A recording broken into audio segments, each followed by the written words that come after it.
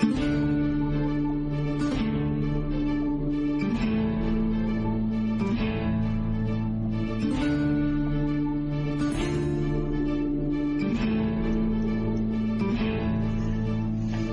now, all you mangy dogs. Swab the decks and hoist the sails. The guns on board be needing some proper manning. Pieces of 8 and a fine wench on your arm. If your work be not too shoddy.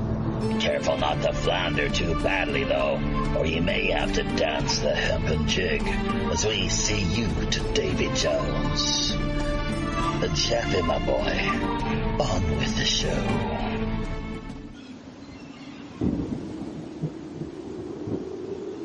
Welcome everybody, friends, folks, foes, and fellow pirate mateys, to our latest weekly edition of Pirate Radio Podcasts. It's feature show number 339 with special guest Jeff Willis, and the next hour or so at least we're going to be taking a look at the work that he's done into all these UFOs over Phoenix.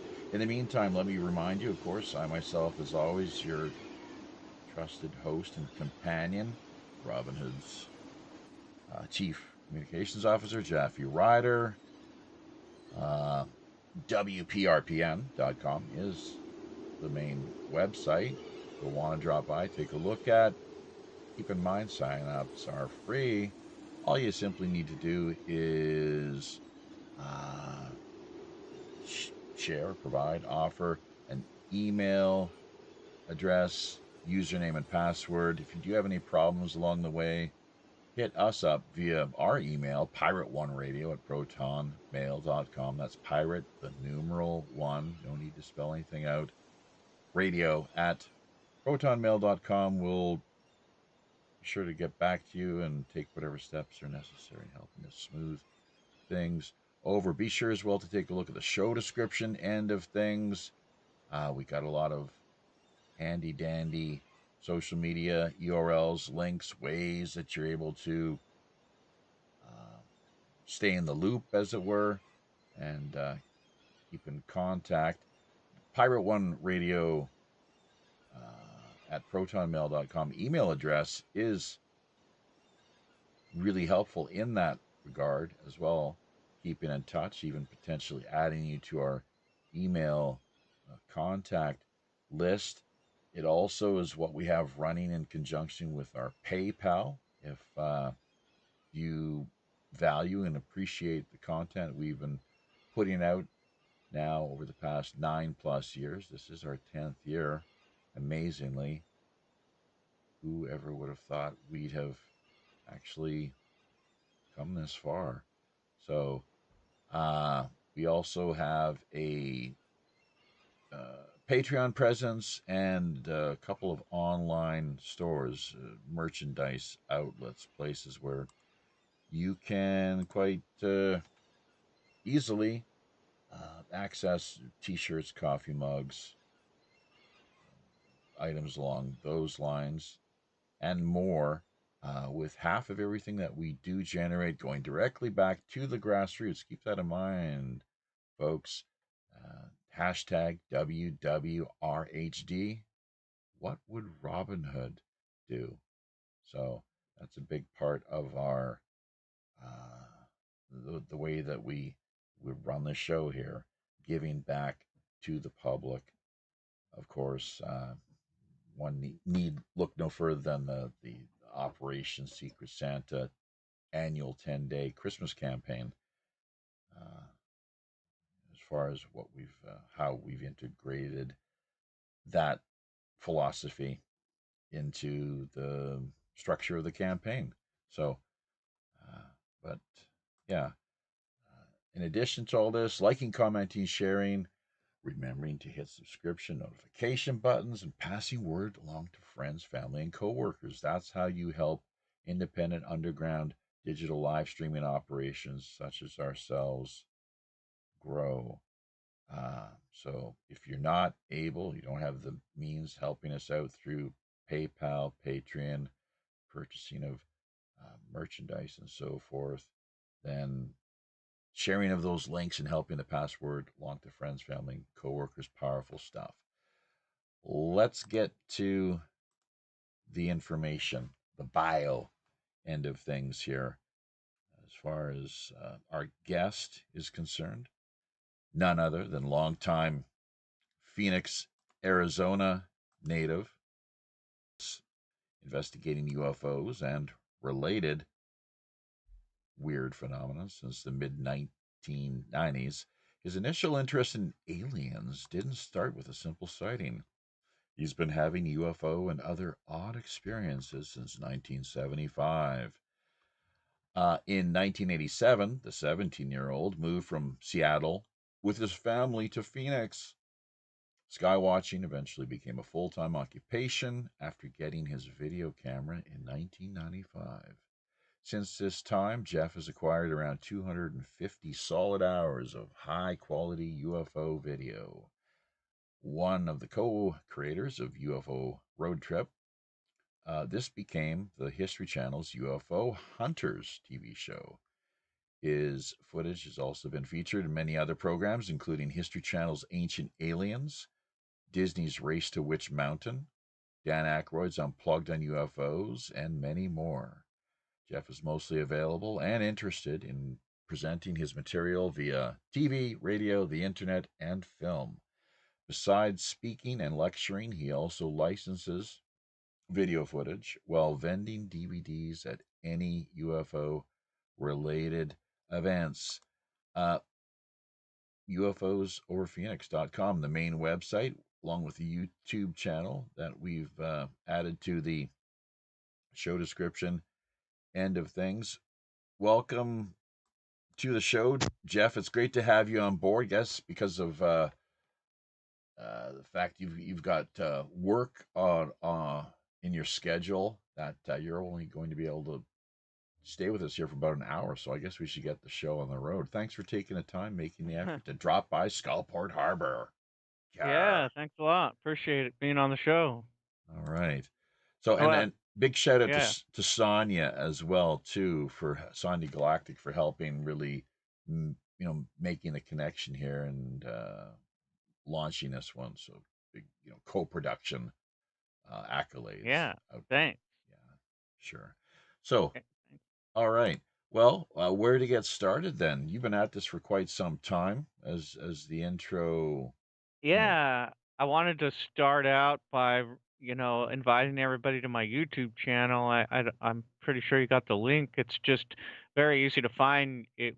Uh, if you're listening, you could just put that at symbol, and then after that, UFOs over Phoenix, and it should find me, and that's the channel. And I invite everybody to subscribe and watch all my videos. But I wanted to start there because that's where all the videos are, all my footage, and it's the easiest way to look at stuff and the easiest way to see what I really do, right. you know. So, So, so how much of the 250 hours, and it seems considerable amount sounds like is free to the public. You've also have well, more DVDs as well that people are able to yeah, purchase. the 250 hours, that's only a fraction of that is really on the YouTube channel. The rest of it is on like old VHS tapes from like the early 90s, and because I started doing this a long time ago, like in 1995 when I got my first video camera, but I was really doing it much earlier when I was growing up. I had a 35 millimeter camera, and I would always take pictures of like little white dots and things like that flying in the sky. And then when the consumer camera came out, I was able to get one of those and start getting the things on tape that I've been getting. And after so many hours accumulated and putting it online, a lot of documentaries started calling me, like Dan Aykroyd. His people called me and put my footage on his DVD, Dan Aykroyd Unplugged on UFOs. And then after that, Race to Witch Mountain called me, which is a movie with The Rock on it, and they used some of my footage on that, the opening of that movie. And there was another movie that came after that called The Phoenix Incident that has some of my footage on it. But other than that, the professional motion pictures, I do my own movies, my own DVDs, and my own motion pictures, so to speak, which are basically documentary productions that basically just show footage from different skywatchers, and it's put in like a form of kind of like a documentary where there's some mostly solid video footage, but each segment features a different skywatcher, and they have like a little interview, and sometimes it shows their pictures, and then of them, who they are, and their interview, and then their video footage, what they shot, their best footage for the And amount sometimes of it shows time their that pictures, and then oh, I got some feedback for a second, so I stopped talking. I just brought But no. no Every biggie. time we queue up Yeah. the telegram that happens, it's one of the little technical snafus that we have to contend Oh, with. But do continue. okay. So basically, what I did was I actually accumulated enough footage by 1997 to release my first DVD, which is called UFOs over Phoenix Volume One. And I had it on a VHS I was selling for a long time, and it was basically just footage. And then when it first really came out was when I was able to put it together um, in 2002, and that was the one that we sold, the VHS version, the when it was put together um, professionally, and then we made a bunch of VHS tapes of it, and then eventually that was turned into DVD, and then after that was turned into DVD a little while later, I had enough video footage to do volume two. So what happened was is we were doing the UFO road trip, which was a documentary between me and this guy named Pat Uskert that used Right? to work for UFO magazine. Well, we put this documentary together and called it UFO Road Trip. And since he worked at UFO magazine, Bill Burns, was there, and so he took the documentary and pitched it to History Channel, and it ended up being the UFO Hunters TV series, and I That was was a on the huge, that was a smash y- hit and y- success. And I've got something I'd like to yeah. bounce off of you before you leave regarding the UFO hunters. So I'll let you Yeah. continue though before I do that. Yeah, and so what happened was is it I was on that show twice, which was great, but the guy that I was doing the documentary with, he had made a bunch of videos for that series. So we had a lot of stuff of mine, my footage and stuff like that. So he helped me put together UFO Surfing's Volume 2. So I put that together and put that out there. And then eventually I had enough footage to do UFOs over Phoenix Volume 3. Ah, And so, yeah, so that's, now I have enough to do volume four, but I haven't done it. So what I did instead I had UFOs over Phoenix volume one, two, and three, which I sell in like a one. I have it right here actually. I'll show it right here. It's this DVD. I don't know if you can see it, but anyways, you could see it on the website. It's a 3 volume set of like basically 15 years straight of footage right. and then what happened was is like I said, I had enough to do a volume four, but instead of doing that, what I started doing was is I started branching out to other skywatchers and getting their footage. And so what I did was I released a, a, a DVD called Alien Finders, and another one called The Elite UFO Hunters, and another one called Paranormal X, and another one called Sky Gods. Uh And huh. so, yeah, so with those DVDs, they feature like four different sky watchers per one, or sometimes five. And how that works is like my segment will come on first, and then it'll feature my stuff, and then it'll go to the next guy and feature his stuff, like I was saying.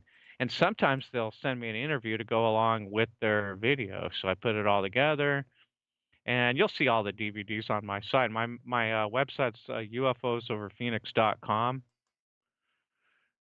but like I said, my YouTube channel has the movies and all of my footage on it, so it's even kind of better just to go to the YouTube channel, to be honest with you. Okay. Sonia Galactic, along with Joshua Allen Huckle, chiming in here. Sonia via YouTube and Joshua over on Facebook.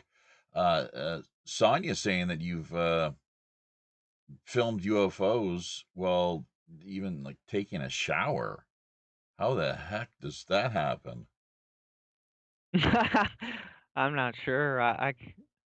Is that her Uh, way of making a joke? I don't know. I don't know.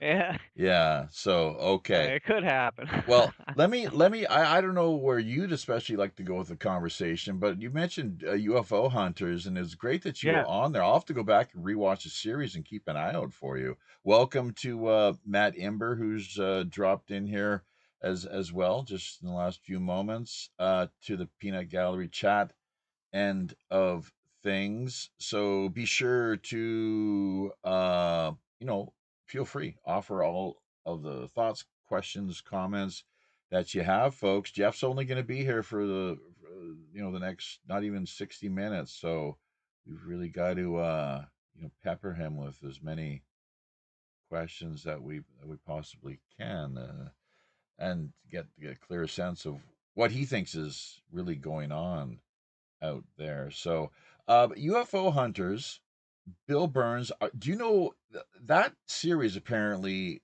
was pulling really great ratings? They were doing exceptionally well, and when they suddenly found themselves, um, basically the series was axed. Do you know why that is?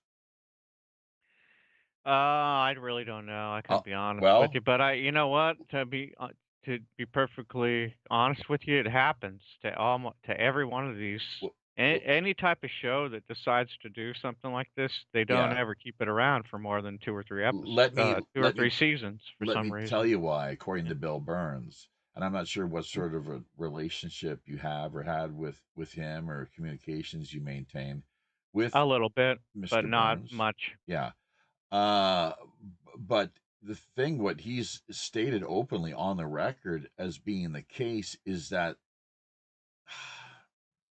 I think it had to do with it was Dulce hybrid.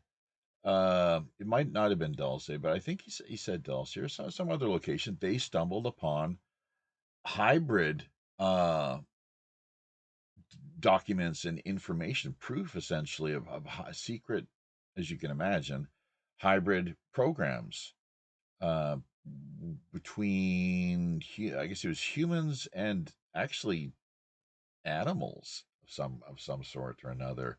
So you would think there's all kinds of potential hybrid programs that are actually taking place, including with life forms from other planets, ETs, as it were. So, but that's why they got canceled supposedly. That it was something information that they were never supposed to have come across or discovered, and because of that, uh, who was it? Netflix? Who was sponsoring their show? Who was offering it? It was History Channel. I mean, Yeah, it was, just yeah, I think it was History Channel, okay. I believe it was. But you know what? The thing of it is I wouldn't put too much. I mean, I know he might have said that's what he thinks the reason why it is. But to be perfectly honest with you, Dan Aykroyd had a show that they were going to do, and they've shot like, as far as I know, they shot like 8 or 9 episodes, Uh huh. and he said that they shelved it and it never got put out on the air. And so And why would they spend all this money creating a show, even with Dan Aykroyd, yeah, even, and not even put it out uh, and just say, "Hey, it's canceled. It's not going to happen." who was backing So it? I mean, he was the host of it. Well, whose money? Who had invested It in it the wa it series? was like it was a big show, like, it was a big network like History Channel or Sci-Fi Channel or something like that. They had the show, and the 8 episodes were done or something like that, and Dan Aykroyd was really excited, and they were gonna put the show on TV, and they called him and said that the producer said it's not gonna go out, it's canceled, it's not even it was canceled before it even went out, but they spent all the money and all the time doing it, and Dan Aykroyd was thought that maybe, he had the same puzzling, uh, he had the same, response, like, "Why? How? Why would this even happen?" Or whatever. I mean, at least Bill Burns has some sort of reason that he came up with. I don't Dan Aykroyd, as far as I know, in his interviews, he has no idea, but I think he did say a couple things about why he thinks that it did. end up like that. But he also said that he's going to wants to buy the entire thing and relaunch it himself and put it out there himself eventually. But I don't know if he ever got around to it. So I don't think did he any did. bootleg content version of what was recorded make its way to the public sphere? The Dan Aykroyd thing? Yeah, the bootleg, like pirated Oh, copies of the yeah, content. unfortunately, the network has all the episodes, so he would have to have them release it and then release it himself. I don't know how that works, but it's all under lock and key, so there's probably not any versions of it out there. It never got aired. And So who was back? Was this History Channel once again? I think it was either History, Sci-Fi, or one of the big networks. But Dan Aykroyd, I'm sure that if you Google Dan Aykroyd show, or you just put in Dan Aykroyd's TV show on UFOs or something, I'm sure you'll find something that comes up about it or Yeah, why it yeah, ended how it did. sure. It never got off the ground. That's wild. How did your I remember a little bit. He said that they had Robert Lazar or something on one Bob episode. Lazar, sure. And then he said after that episode shot, they called him and said it was over, that don't even shoot any more episodes or something like that. And what year was this But to approximately? be perfectly honest, he was the It host was of it. It was whose years ago. money who had invested in It was. Go ahead. I don't know, but it was like over 10 years ago when this happened, at least Oh yeah. 15. So things have changed in that time. The tides have shifted somewhat. Would you not agree as far as the momentum behind Yeah, I supposed think. disclosure is concerned? Yeah, I think it maybe has a lot to do with the people like me that shoot the video footage and put it out there. Because now, after all these years, there's so much footage out there, you can't deny that it's in the sky, that this stuff's going on and all that. But not only that, but all these TV shows that show all the footage and have all the people that shoot it, and then all these people coming out of the woodwork saying they have all these, they were involved in all this secret knowledge or these secret projects and all that, and now through Congress with the Sure. whistleblowers and all that. But but this is all on the surface still, because Serious. if you ask, it was a big show, like it was a big network. Like when the Pentagon does a news briefing or a press conference on UFOs, they always say that all those people down there with the whistleblowers and all that stuff, they say, that none of that exists. That's just, they deny it still. So we really can't. These wild-eyed conspiracy Yeah, theorists. exactly. So if the Pentagon still denies it, it doesn't really matter what's going on down here, on the surface of everything. I mean, we're really beating the drum hard, but they still haven't even budged. Well, I here's mean, the thing that's about it, though. weird. Like I'm maybe my way of looking at the whole disclosure business is, as the old saying goes, be careful what you wish for. Yeah, and maybe that's why the Pentagon still says, "Nah, that's not nothing. That's nothing." He called all those people liars. All those whistleblowers down there. They called them all liars. The Pentagon said all those people. They don't. We don't even know who those people are or whatever. They might have security clearance and they might show that they had uh, contracts with, or with the Pentagon or whatever. But and they've already said that with them going down there and saying all that stuff, they're breaking their oath and all that stuff, so they can be, probably in a lot of trouble. But they still say that whatever they're saying is wrong and not true and all this stuff like that. Mm-hmm. Because I mean, really, they have to. Because look at it. I mean, let's say you worked for let's say you worked for the Pentagon with some program that was either not even classified or not even top secret, but you just have a contract with them or whatever. You can come out of that contract, and once you're not working for them anymore, or once you've been dismissed, you can make up all kinds of stories and say, "Yeah, I worked with the Pentagon on a top secret program on this and that." So anybody could say any of that stuff. It doesn't mean that it's true. I mean, they kind of have to come out and say it's not true until there's actual real evidence other than a guy just running his mouth. Sure. What So, I mean, that's really how it's gonna go down. Eventually, they're gonna have to have some hardware or some photographic or video evidence that can't be debunked or whatever, that can be put through, like, computers and say, "Yep, this video is real," or whatever. Well, there's a couple of things. How do you manage to acquire the amount of footage that you do? as compared to so many other people who may be looking up, as I often am, a lot of chemtrails. No Yeah. doubt about Okay, that. so But and okay, this is uh how it really started for me. It's okay. I always seen like white dots like really high up in the sky all the time, just for myself. I used to see them and take little pictures of it, and with a 35 millimeter camera. And then and I always research UFOs because I'm always been into it because I saw one, and real close, and I've seen them my whole life all the time.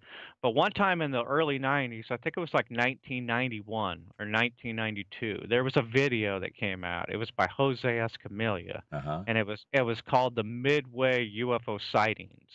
The Midway, New Mexico UFO sightings, and it's a guy named Jose Escamilla that was videotaping UFOs all over Midway, New Mexico, and they were during the daytime. He would shoot like a disc-shaped object, up to look like a hockey puck, cruising through the sky or whatever. So I did some more research, and this guy had a video and all kinds of footage, so it was pretty legit. And the TV news was down there, and people were doing a lot of reporting about the Midway, Mexico UFO flap and all this stuff. So I got I was really interested in that, so I got the camera, and eventually I saw a video camera instead of just 35 millimeter. And so then I saw this other TV show about this guy named John Bro Wilkie, and this guy, he could videotape a UFO any time of the day, no matter what time it was during the day. And all he had to do was take the sun and block out the sun with the side of the house. And he even had a name for it. He called it uh, the solar technique, where he could film a UFO by blocking the sun out and creating what he called an artificial eclipse by filming UFOs in the corona. And so this guy was on Sightings. Remember that TV show Sure. Sightings? Yeah.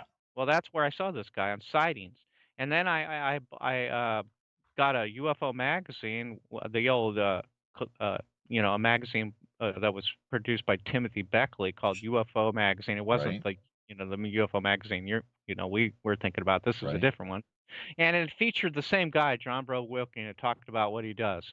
Okay, so what happened after that was quite amazing.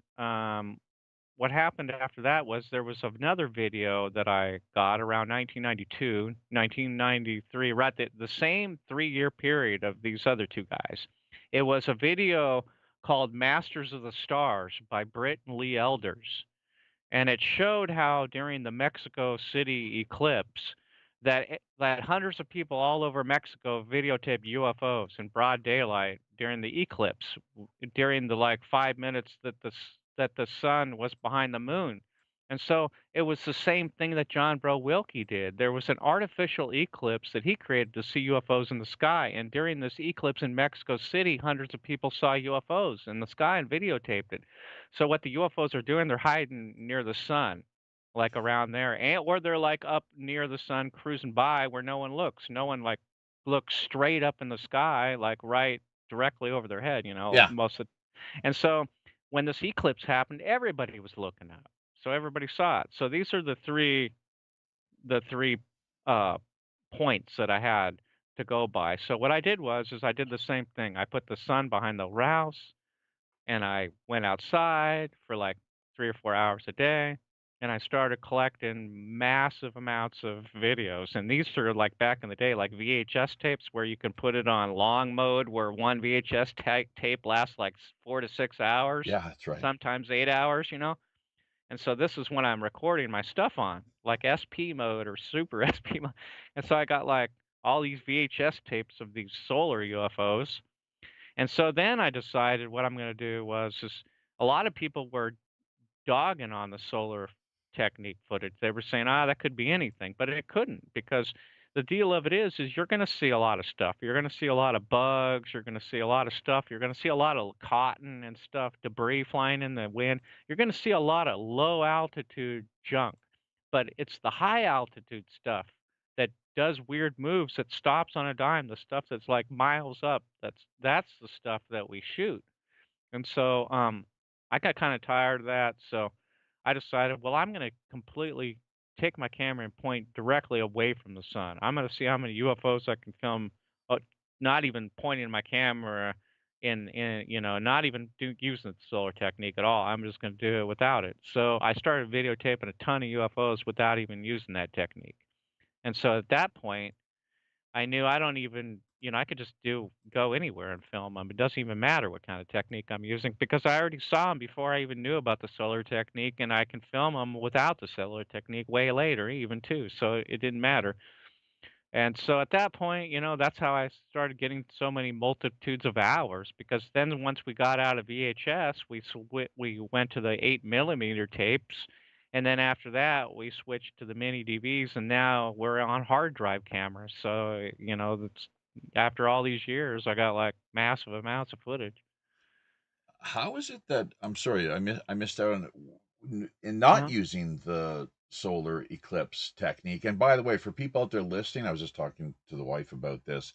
I believe you might have something to add to this, perhaps, Jeff. But Yeah. it's believed that the UAPs, UFOs, however you want to refer to them, that these off-world entities and their flying Vimana ships, they Yeah. fuel up using the solar plasma, supposedly, is one theory, correct?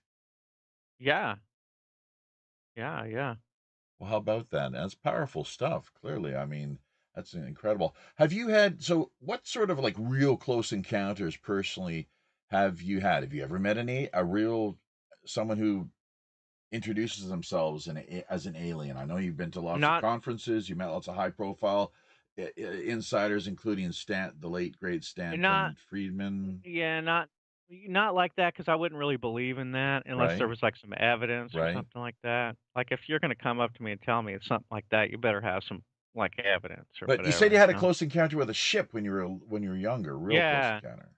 I did. I seen when I was coming home on with my bike when I was, like, maybe 12 or something like that, I seen this, like, really close daylight disc thing fly over the neighborhood, and I chased after it on my bike. Ah, And then it went down in the woods, and I, like, chased after it in my bike, and then uh, after that, I had, like, I don't know what happened. I might have had some missing time or something, or I might have fell off my bike and, like, hit my head or something because, like, the next thing I knew, it was all dark out, and I was, like, walking my bike home, and I don't remember what happened. So that that's is kinda, wild. and a Yeah. lot of them happen like that, like, if you have, like, I look in all the research when people have a close encounter, for some reason, like they remember the beginning of it or the end of it. They don't remember the middle of it. And I think that's what through the research, it shows that they somehow like erase it from your memory somehow. If those are the aliens you're dealing with, but a lot of aliens reports from the past, they didn't do that stuff. Like if you look at like some of these reports of these Palladian guys, they never did anything like that. It's just these later sightings that in the like 70s and late 60s, 70s and 80s and 90s. Those ones they seem to be like making people forget what the interactions that they have with them. So what would you have estimated the size of this vehicle to have been? What sort of speed Well, was it moving at?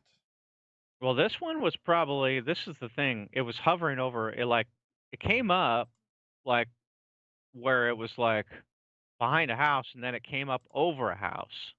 Like Slowly.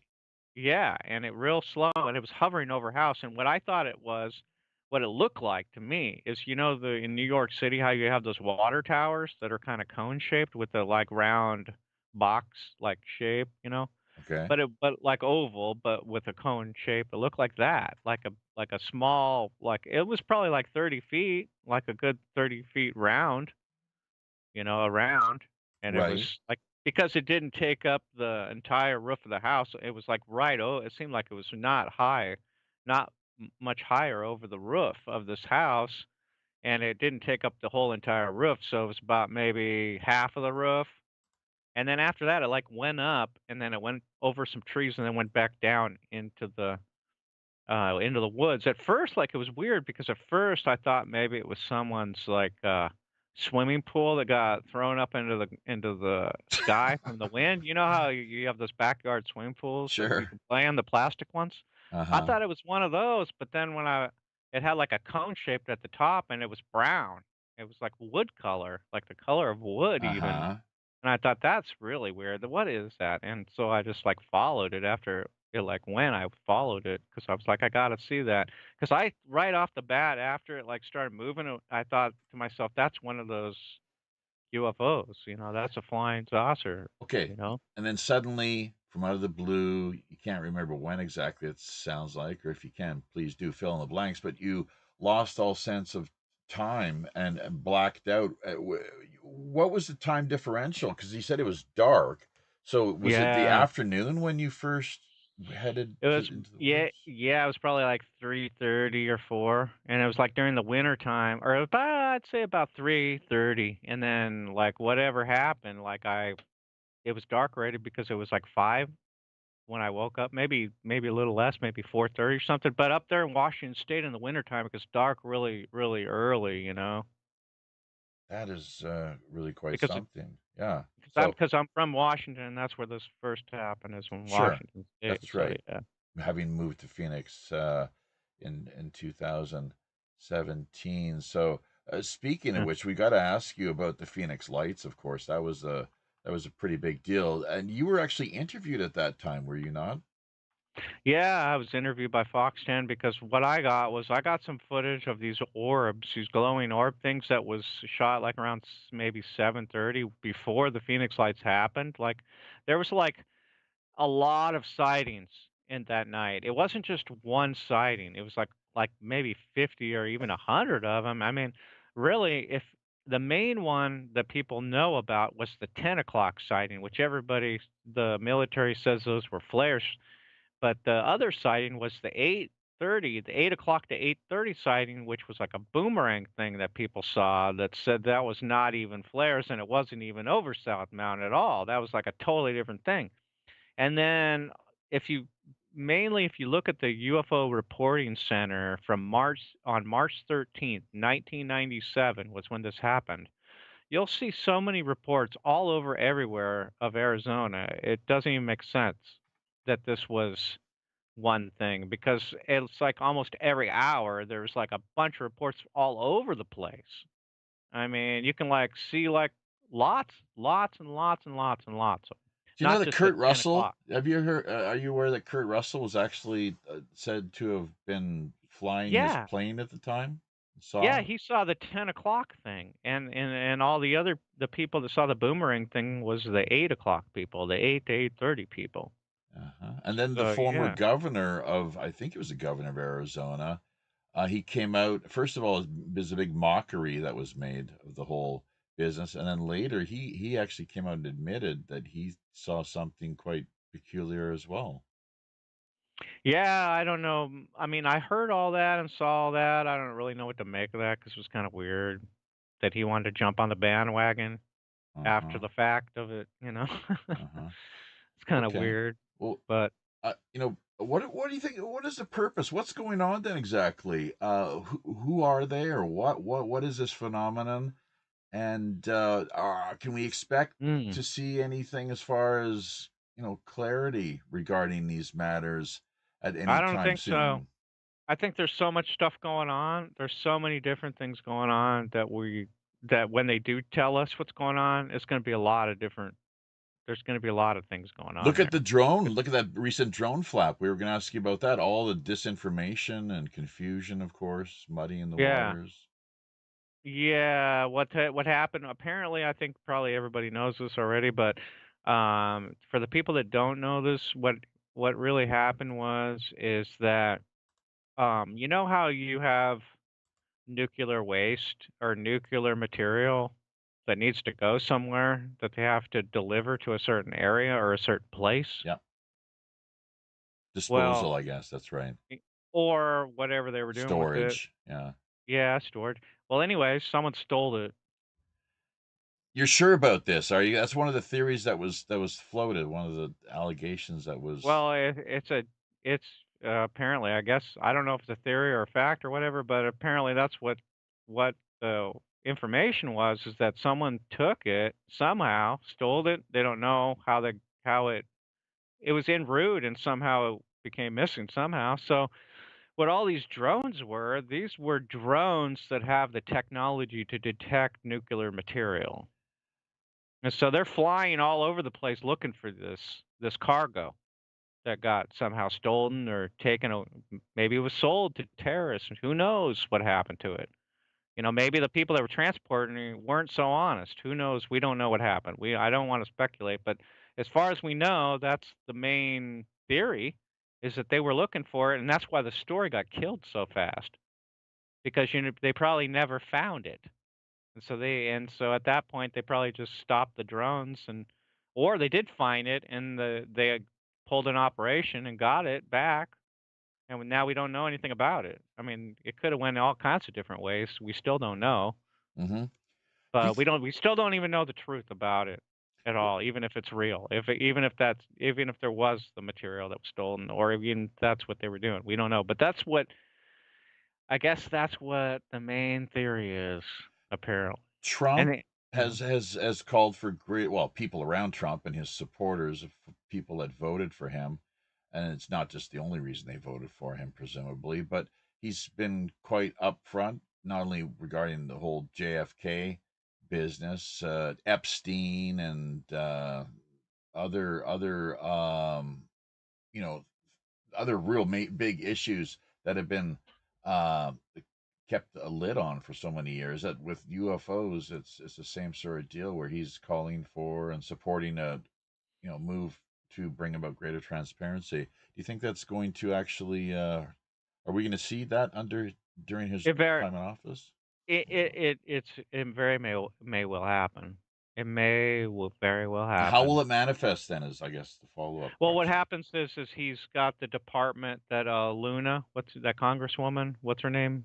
Oh, that Luna. that high profile lawyer that's been speaking out regarding JFK recently too, right? Saying there's Yeah, two okay. shooters. Okay, well that lady is in charge of the JFK thing, the UAP thing, and the other secrecy things that we're talking about. She's in charge of getting all of those files together and bringing it to Trump, and then after that, Trump's going to read it and say what he wants to release and what he doesn't. And he's already released all that to her, or she already has, or he's declassified, and now they have it, and they're going through it, and then they're going to give it to him, and he's going to make a final say on what's going to go out and what doesn't, or whatever.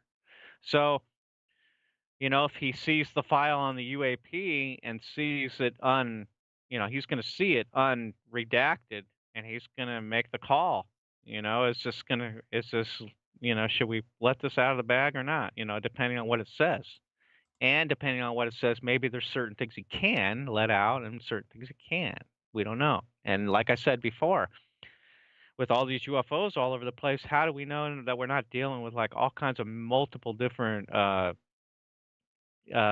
we could have interdimensional UFOs from a different being. We could have other UFOs that are from a different planet.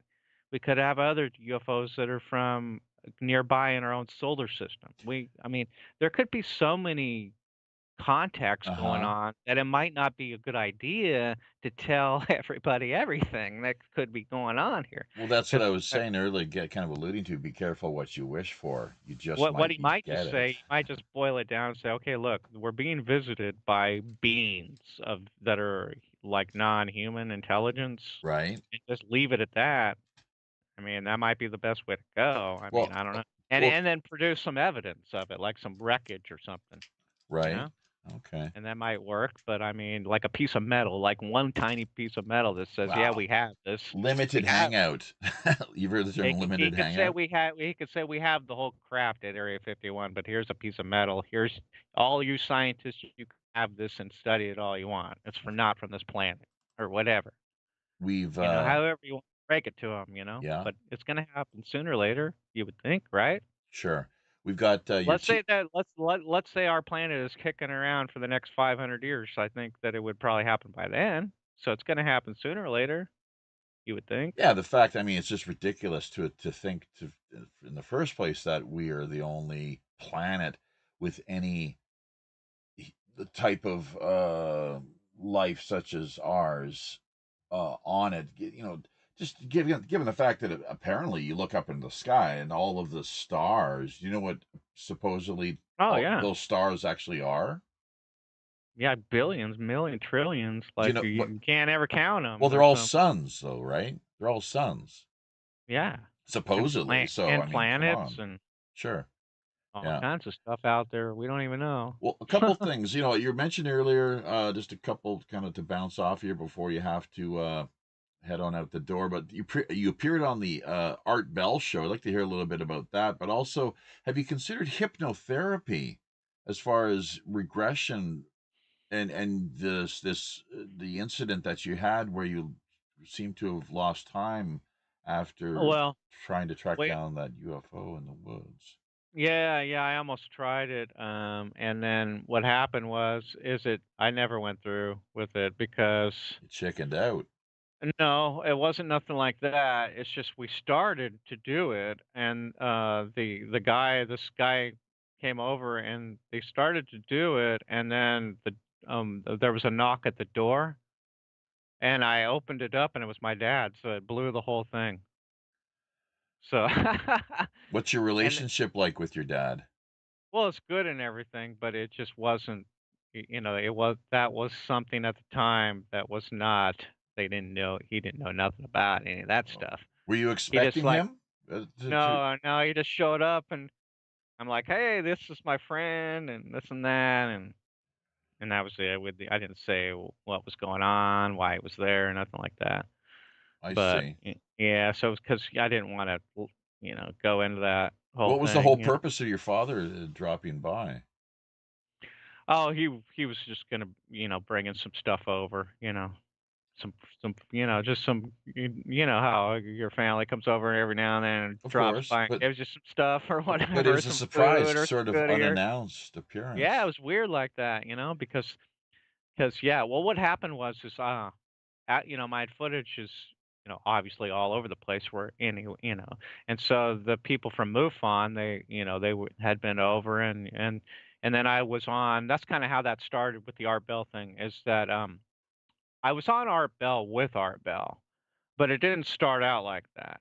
That was in 2005, I believe, when that happened. Maybe 2005, yeah, I believe, or maybe 2004, five, four-ish, five-ish, I believe. I can't remember. But anyways, way before that, Mhm. in 1997, when I shot this double dome thing that they put on Fox 10 News, um, Linda Moulton Howe, Mhm. the reporter for Art Bell during the Dreamland. Art Bell used to do a show called Dreamland, and Linda Moulton Howe used to do the opening 15 minutes with them to That's talk about right. all the Yeah. local stories or all the stories from around the world and stuff like that. So Linda calls me and she says, "Hey, I heard you're going to be on Fox 10 News tonight with some footage that you shot." And I was like, "Yeah." And she says, "How would you like to do a recording with me and you talking about it? And I'll put it on Dreamland with Art Bell tonight." And I was like, "Oh, yeah, that'd be perfect. That'd be great." And so I told her the story about the footage and me shooting it and it was going to be on Fox 10 later tonight and all that stuff. So Dreamland aired at 8 o'clock, and Fox 10 News didn't air till 10. So we kind of scooped the news segment, I guess by so. having it on Yeah. Dreamland, Hmm. and then later on that. And so when she was talking to Art about the show, about um, her talking on the phone with me, she played the segment of her on the phone with me and so it was just me talking to Linda about what had happened and being played on Art Bell with Art Bell and her talking about it. So I wasn't technically on until the 2005 incident when actually I was on with Art. And how that happened was that during that road trip thing that we were doing, I shot some lights over Phoenix May 12th, 2005 where these skipping lights skipped across, that famous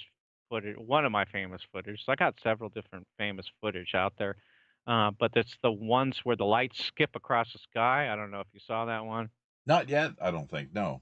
but it's on my YouTube channel, Okay. Okay. and it's been used on several different shows. It's been Hmm. used on Fact or Faked. It was on the Race to Witch Mountain. It was on the Dan Aykroyd one. Hmm. It's like one of the big pieces of footage, Have and to they always check it call out. that Yeah. Phoenix Lights because every time they say, "Oh, he's the guy that filmed the Phoenix Lights," I gotta say to them, "Yeah, but the problem with that is that I filmed the Phoenix Lights a bunch of times, all on a bunch of different dates, on a bunch of different years, you know." So when they say the Phoenix Lights, they're always talking about March 13th, 1997. Well, yeah, I got some orbs on that day, but I got better, more impressive footage. Uh, you know, different times, different years, different days, and so I do got a lot of Phoenix Lights footage, but not, Hmm. it's like all over the map, I mean, so Is there? yeah, a lot.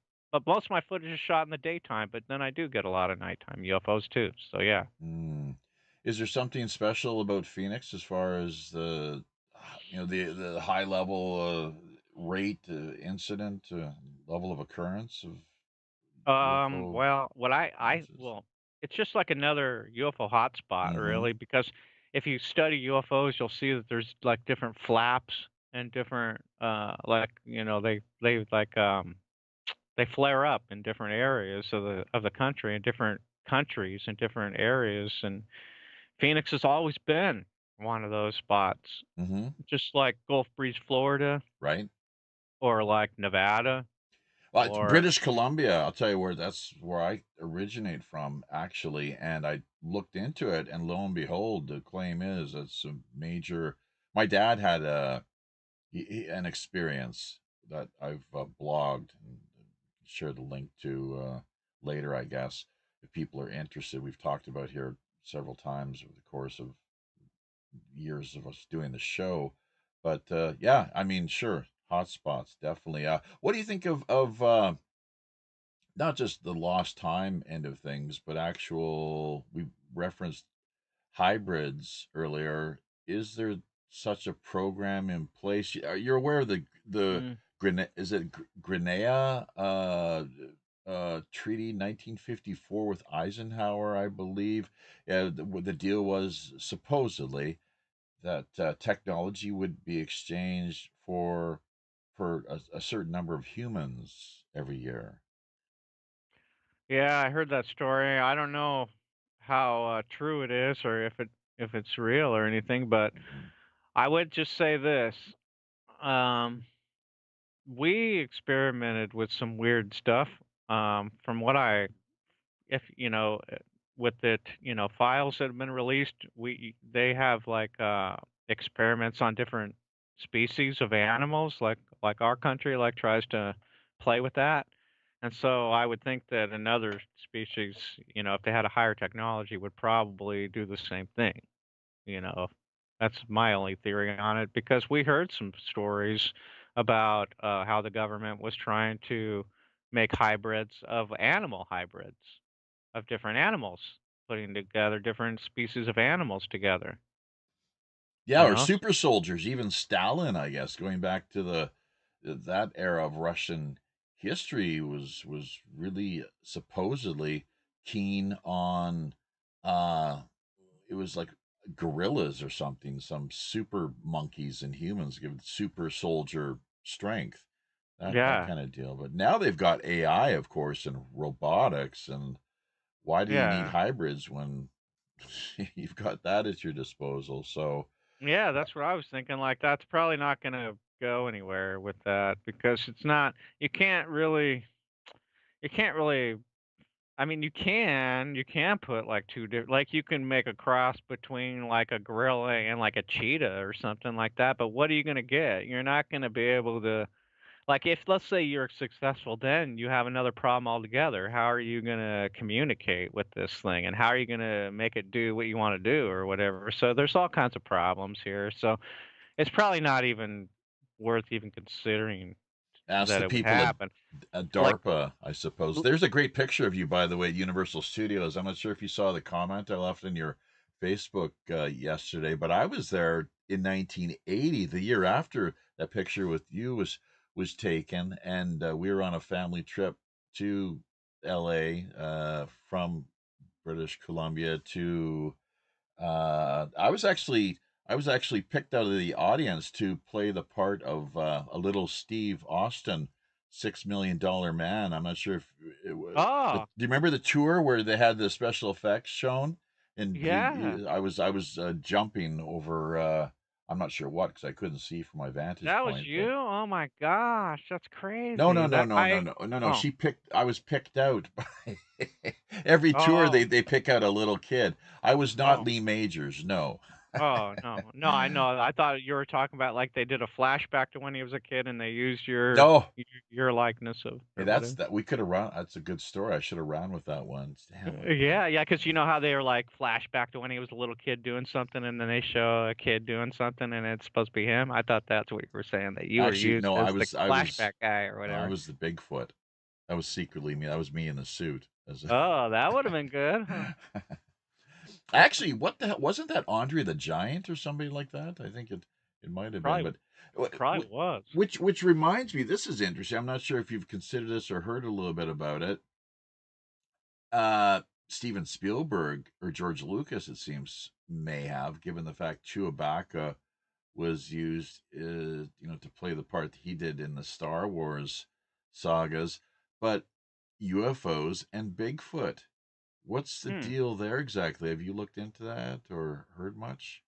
Yeah, I saw that connection, but I wasn't really sure where they were going with it. I thought that maybe it just was that connection was always there because they were both like unexplained things. So everybody always wanted to try to put it together as like one thing or something. And then that's when those Elvis stories started coming in, like, oh yeah, I saw Bigfoot on a UFO with Elvis and some aliens or whatever. You know how that goes. Sure.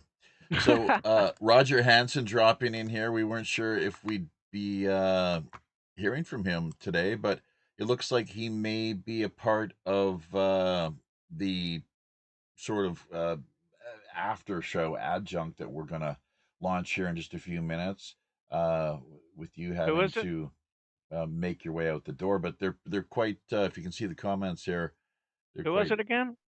Oh, Roger Hansen, one of our regular, crew members and fellow pirate Oh, mateys. okay. So, Great.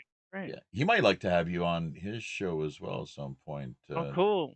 Yeah, I didn't. If I was on a day where I didn't have to go to work in the earlier in the morning, I could have been on a little longer. But Uh-huh. but that's all right. Yeah, yeah. Still good.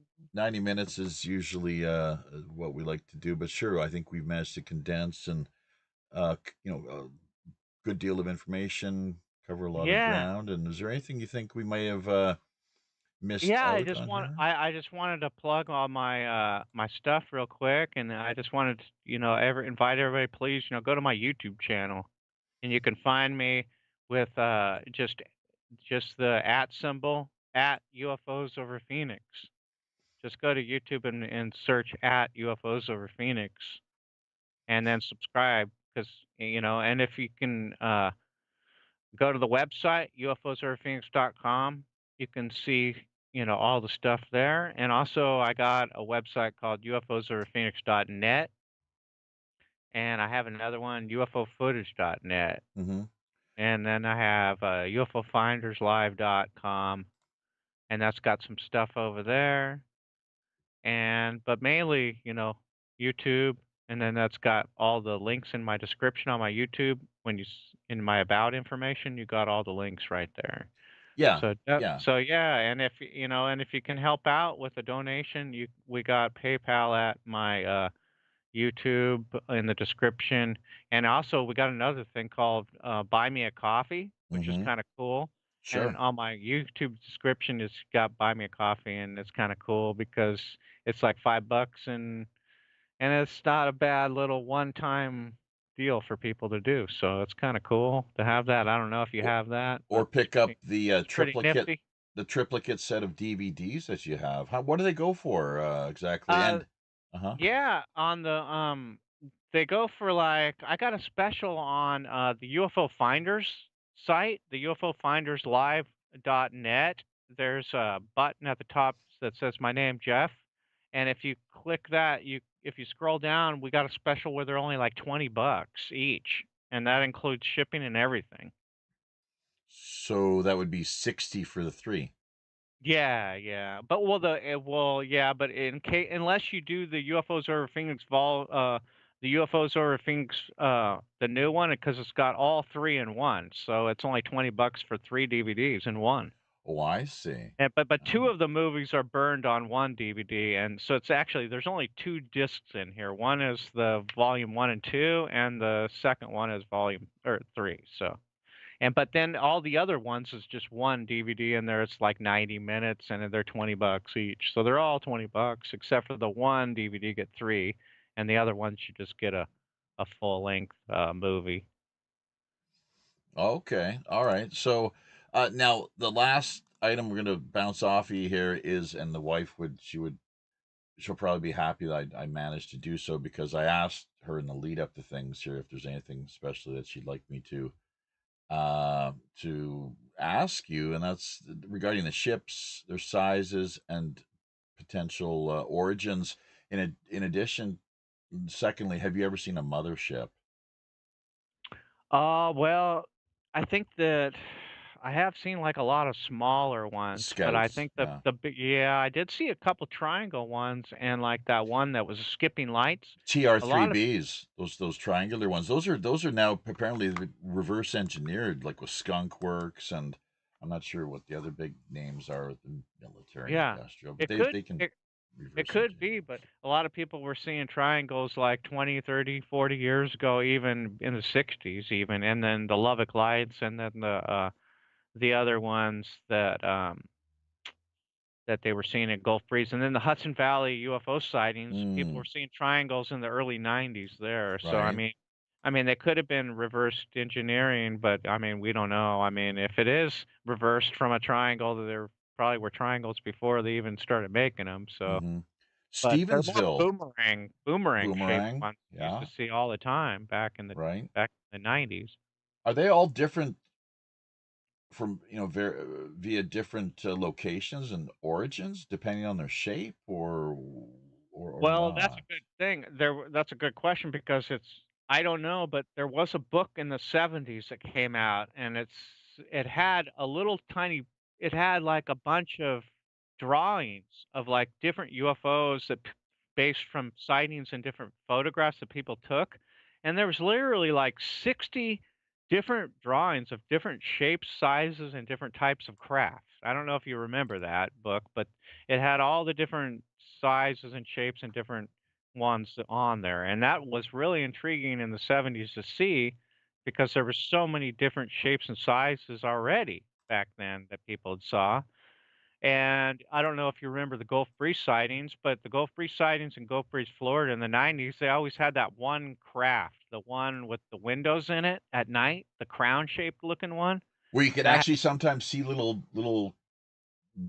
beans scuttling about, or not? No, No. it was just like a crown I have a picture of it on my wall, Okay. that's what I Okay. keep looking up, but if you look up Gulf Breeze sightings, you'll see the main one that was always taken was like a look like a crown-shaped type Mm-hmm. of UFO, but then, if you the one you just mentioned, the one, the ones with TR3Bs. aliens in it, Oh, I or, see. with Yeah. aliens in the windows, what Okay. came to me on that one was the, Roger Lear, the famous, Yeah. guy that had the alien implants that passed away. That's He right. shot video off someone's balcony. I can't remember what country it was in, but there was a UFO hovering Oh, over the ocean, and they got video of that mm-hmm. for, like, hours and hours, and you could see an alien in the cockpit That's and, like, right. 2 other ones Yeah. behind him. That was Spain, I think, or Portugal, if I'm not Yeah, mistaken. and you know what's even crazier? Is I saw a video on YouTube, and I believe it's pretty true because it looks just like it, but the alien interview, remember the alien interview with Victor, the one from the Art Bell show from the 90s, Okay. where a guy was smuggled a tape out of Area 51 with an alien being interviewed? Mm-hmm. Remember that one? Yes. Yes. Okay, well, if you take a still image frame from that alien and match it up to the UFO one that Roger Lear shot with the Mm-hmm. alien in the window of the UFO, if you match up the both of the alien images of their face, it matches perfectly. Even the little lines on the face match and everything. It's crazy. So a lot of people debunked that alien interview back in the day, but when you match it up with that saucer that Roger Lear shot, the alien in that, if you put them together, then I think that just might tell something that no one ever knew before, and that those 2 pieces of video are probably real, and those 2 aliens are probably real. Oh, yeah. I mean, Sure, Yeah. it could very well be. Bruce Because we have Mack. matching evidence for the first time, really. We have two Well, faces, put them yeah, together, and they yeah. perfectly line up perfect. Well, you should if you're able to. I'm not sure if you've included that sort of analysis as part of your content with any of the DVDs that you've released, but that would be an idea for, if not for something, an Oh, upcoming yeah. project. Yeah, I saw someone doing it on their YouTube channel, and I was like, "Wow, that does match." And they took Hmm. the photos and put them together. Yeah, I could do something like that. I am working on a new DVD though called Finding Aliens, and I'm gonna get that out probably like sometime at the end of the year, if I can get it back. If I can get it enough, on it that and make it ready to, the way I like it to Mm. release stuff like that. So it Bru- might take a while, hmm but. Bruce Maccabee. You mentioned the Gulf Breeze. I guess it was his flap back in the day, but he recently passed away too. I think in the last couple of years. So Yeah, along with he did. Yeah. Roger Lear. But yeah, he was, I think, heavily invested and active in Well, investigating that. what happened is Ed Walters took all these photographs of this craft, and they were so great and so perfect and so amazing. These pictures that everybody like attacked him and said it was phony and fake and all that stuff. So Bruce Maccabee went down there, and the mathematician that he is, he took the photos and went to the exact spots and did all kind of mathematical equations and figures and all kinds of stuff and ran it through all kinds of computers and stuff and said, "Hey, this is real. This is real." MUFON even gave Ed Walters a sealed camera that he couldn't open with film in it, and he still took pictures of the thing. So I mean, Mm. it's got to be real. There's no doubt about it. And what do But you think still, is they still think it's fake. well? But They still can't get over it. is there any truth to the matter, the allegation assertion that I believe that there were models, UFO models that were Yeah, found in his yeah. This is what house, or happened is he moved out of his house, and so what happened, he moved into a different house, and they planted a model in his old house that he hadn't even lived in for like 6 months, and then they claimed that they climbed up in the attic and found it, ah? but the paper plate model didn't even match any of the photos Oh that he my shot. God, It was that's just similar. hilarious. That's just so lame. Yeah, okay. Yeah, it Still, was yeah, just the yeah. swamp gas strategy just continues unabated. Just a debunking effort thing, Yes. So, mainly. okay. Well, look, you've done the yeoman service here. It's about an hour, so I think I might see your significant other there Yeah, yeah, my wife's, wanting to I gotta know how much longer perhaps this conversation is going to continue. It's time for you to maybe hit the hay. So, but thank yeah, you. thanks a lot. Well, appreciate it, I'll talk Jeff. to you And later. all right. You So, have a good one. okay, you take care then. Happy sailing. Yeah, Good thanks a lot. good luck. Good luck Appreciate it. sky watching. I will. You too, and Skywatch. Chemtrails, maybe more. We'll see. Good night. All right, have a good one. Bye-bye. Okay, there goes Jeff. So, and we're gonna try to get Sonia Galactic here potentially on board, along with Roger, who we've talked to behind the scenes. So let's see if we can do this in real life time. We are running. We're a little hamstrung here too, folks. Running as we are with just the one device, managing to put this together. It places a significant stress on our hardware, unfortunately. Uh, the other device, computer, unfortunately, the Linux has decided to, it's just basically go offline. We're having to troubleshoot and work out what we can to bring Linux back to life and functioning in a way that we can network these two computers together and really rock and roll as we like to do out here on these high, often also intrepid digital seas. Stand by, Sonia. We're going to have you on momentarily here. See uh if we can get Roger onto the call as well too. He had mentioned something about potentially joining. So if that is at all able to manifest, then so be it. Otherwise, I guess he'll have to miss out on this one. But yeah, you listened in there, I guess, for the most part. What were you able to make of it? Was there anything that we missed out on? Did we cover a lot of, quality items, or what are your thoughts? Sonia Galactic, you're mute. We cannot hear you. Although we see a cat icon there in the middle of your screen. Roger, are you with us? Yeah, I'm here. Okay. Then the whole time, actually, I didn't have my camera on either. So, how are you doing, Roger? I'm not sure if you want to go into too many specifics or details. Sounds like you've been having high drama via the home front there. Oh yeah, Um, it has to do with taking care of my mom. She's been having some pretty serious issues where I had to stay up all night last night, and today I stay up. I didn't know for sure if I'd be able to make it on this late at night. yeah. So Sonia, you've got some serious background noise coming in there for some reason. It's like a hissing. Do I? Yeah, I'll be right. Try it. No, hang on. Try it again. Try it again. Go ahead. Okay.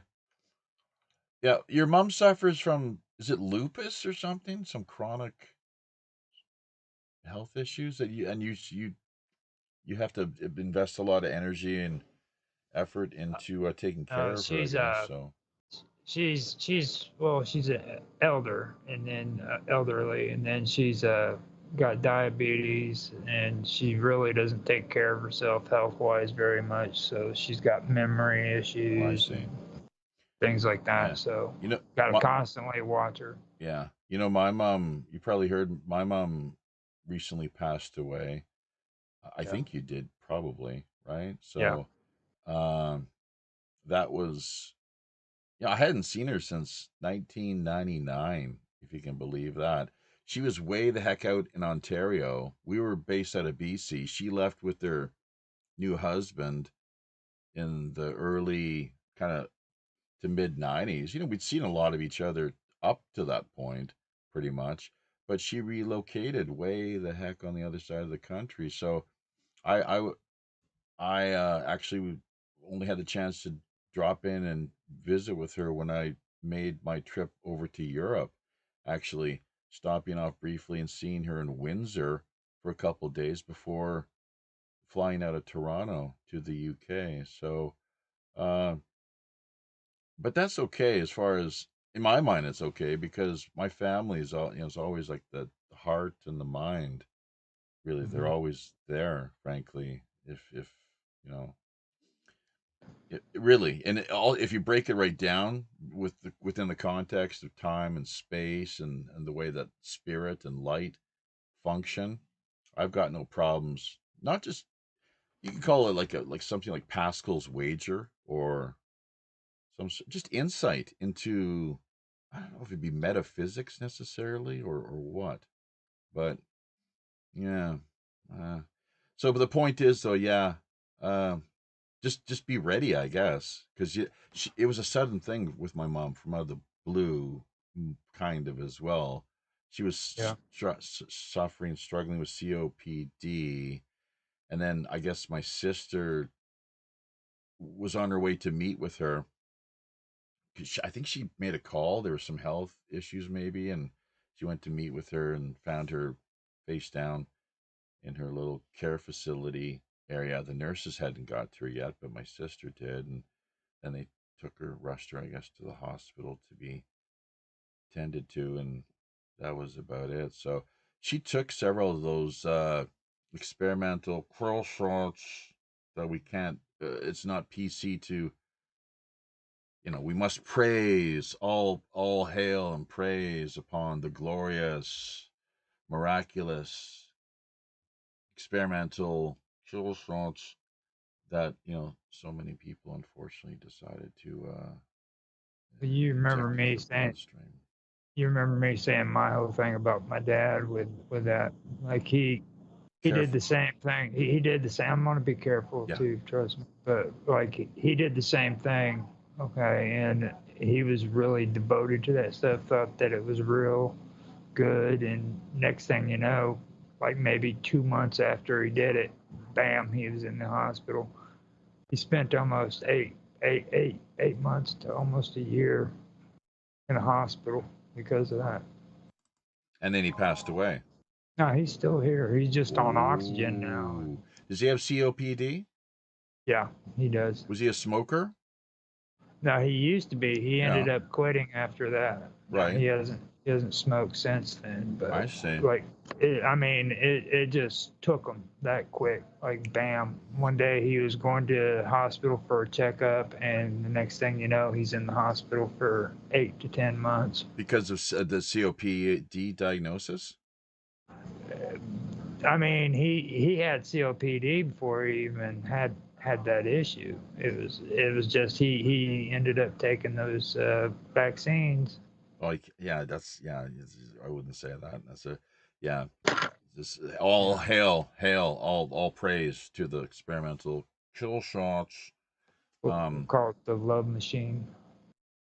Yeah, don't drop the V word's not good. That's still Yeah. nearly freak out. It's like, yeah. It's like, yeah. Sonia got her hair That's done. willful She's looking. She's all dolled up, all gussied up for Jeff Gussied there, up. probably. Yeah, I would it's like, imagine. Just like my mom. My mom never stopped loving my dad. You know, she just was, I don't think Sonia's that bad, but my mom was, she was just incurable. She just could not. And she never, I love want me buddy, to- so it's a little different for me. huh? it's a What's that? woman thing. It goes beyond love. Just It's a woman people think- thing. Roger, you know that. Oh, It's shoot, That's spiritual right. thing. You look That's really right. good. Yeah. See, and one thing about women too is it's like, especially for the ex, they gotta look good. Of course. See, you know That's what I it. mean? It's, It's like yeah. you can't be on the screen freaking looking all shabby when your No, ex is watching. You know what I mean? Right. Roger knows what's up. Mhm. I do. Okay. I know. So, so potential guest there for you, Roger. I should have mentioned to Jeff, maybe Sonia, you can get in touch with him and bounce this off of him, the potential Morningstar Report appearance. This Yeah. week, we'd like it Yeah, to, be a good one. yeah. I have knows who he is actually. Pardon me? I think Robert would love him. They Later with they Robert. probably know each other. Yeah. Jeff Uh, does know who. it's a small world, basically. But also this week, don't let me forget Laura Lee Potvin. I think we mentioned something to her through Skype, but she might not have checked it. So we like to try and get her on and see how that goes. I just hope that they don't start talking about POTUS, because they might. I'm not so sure that they have exactly the same worldview when it comes to the Dawn. You know, Robert he can say not, there's not no wrong about the man and the way that he goes about running the show, as it were. Whereas, there's others that are the total Trump derangement syndrome people, basically, that they can't see anything right about the guy. But myself, I like to look at things more as coming from as objective as possible, centrist, kind of like no dog in the fight sort of deal, just calling it like it is. Given my background as a hockey referee, like, okay, here's the game, here's the deal, and what do you see? It's fascinating too, like the amount of spin and so forth that that we see constantly at work, or as one might otherwise say, at play. But kind of taking that with the spin and perception management within the context of ufology, and what we just heard from Jeff, in particular with the drone flap and his allegation, his assertion, because he seems to be kind of down with the whole idea. And I think there's something to that. In fact, I think they may have found what they were looking for. The sniffing out of this, I don't know if you call it wayward necessarily, but this nuclear, would it be like depleted uranium, or what exactly, waste that they supposedly, so the story goes, that working on disposing of, and it suddenly became completely unaccounted for. So, and just more generally, once again, the world of ufology, where we're at with things, where things maybe have always been at, just going even as so far as back as ancient times, the Bible and the pyramids of Egypt and the hieroglyphs that we see. Look at Chariots of the Gods, Eric Van Daniken, and so much. Just even like down through places like where you are, I think, Sonia, Arizona. Is it the Hopi that are one of the main native people of that region, and the ancient inscriptions that they have in the desert with these some have maybe called sky people or what exactly, I'm not sure. So what I'm talking about here though is perception management, right? And so basically with the powers that be trying to either to persuade or dissuade. So to talk people into believing something or talk them out of believing something. Uh I don't know. What do you guys make of the conversation we had, and what more would you like to add to it? I, Excuse I, me. I like what he had to say. He sounds pretty legit because of a couple things that he said. Like, there's some stuff that he didn't buy into. You know what I mean? And there's a lot of people out there who just get on shows like this and they just feed you a load of shit so that they can get popular and they can freaking be, Mr. Ufologist. And Yeah. I didn't hear that with him. I heard him being sincere about a lot of things. So. Very sincere. Well, I mean, I've been he doesn't need to be any more about popular, I don't think. Well, I mean, even though, I mean, pride look needs at a Dave, you know, I mean, look at David Icke too. I mean, he's filling those seats, getting paid. You know what I mean? And anybody who gets to the point where they can actually get an audience, they want to build up on that so they can get more and more. And he doesn't seem to be that kind of a guy. not so much. So, you know, so Yeah, that's my take on it. Well, he's been pursuing this with such a passion. Mhm. He's all in, very much dedicated. And let's not I forget remember. that encounter that he had, Sonia. If you may have told us about that in the past, it kind of went over my head. Certainly registered today, though. So that's Yeah, very intriguing as a little 12-year-old. yeah. There's quite a few he said that he What? didn't even There's talk more about. than that? Oh yeah, yeah. There's more than Damn, I that. should have pressed him on it. Damn. Well, what do you know of that you could share that he wouldn't be like that he's talked about? Well, That's part of the public record. well, there's stuff he's told me that I don't think I've ever heard him talk about on shows, but there is one that he has talked about on shows. Is when he was a little kid. He remembers he was like 3 or something, and he was holding his mother's hand. He thought it was his mother, and then he seen his mother walk by the door, his bedroom door, and he was like, "Oh shit!" And he's thinking that it was probably like an ET. So I'm pretty sure with the experiences I've had, and I don't know if I've shared all of them as well, because when we first interviewed, it was way back and forth, but or all over the place. But I'm pretty sure that he's probably a hybrid. It's kind of what I think is going on. Okay, and I mean, I was just married to him for like 3 years, so I mean, It's kind of a little odd, the synchromysticism of the fact of his dad, just as he was going to be hypnotized to right? do a little aggression, that his dad showed up with things to drop off Yeah, and share with him yeah. supposedly. I'm being hit like with a lot.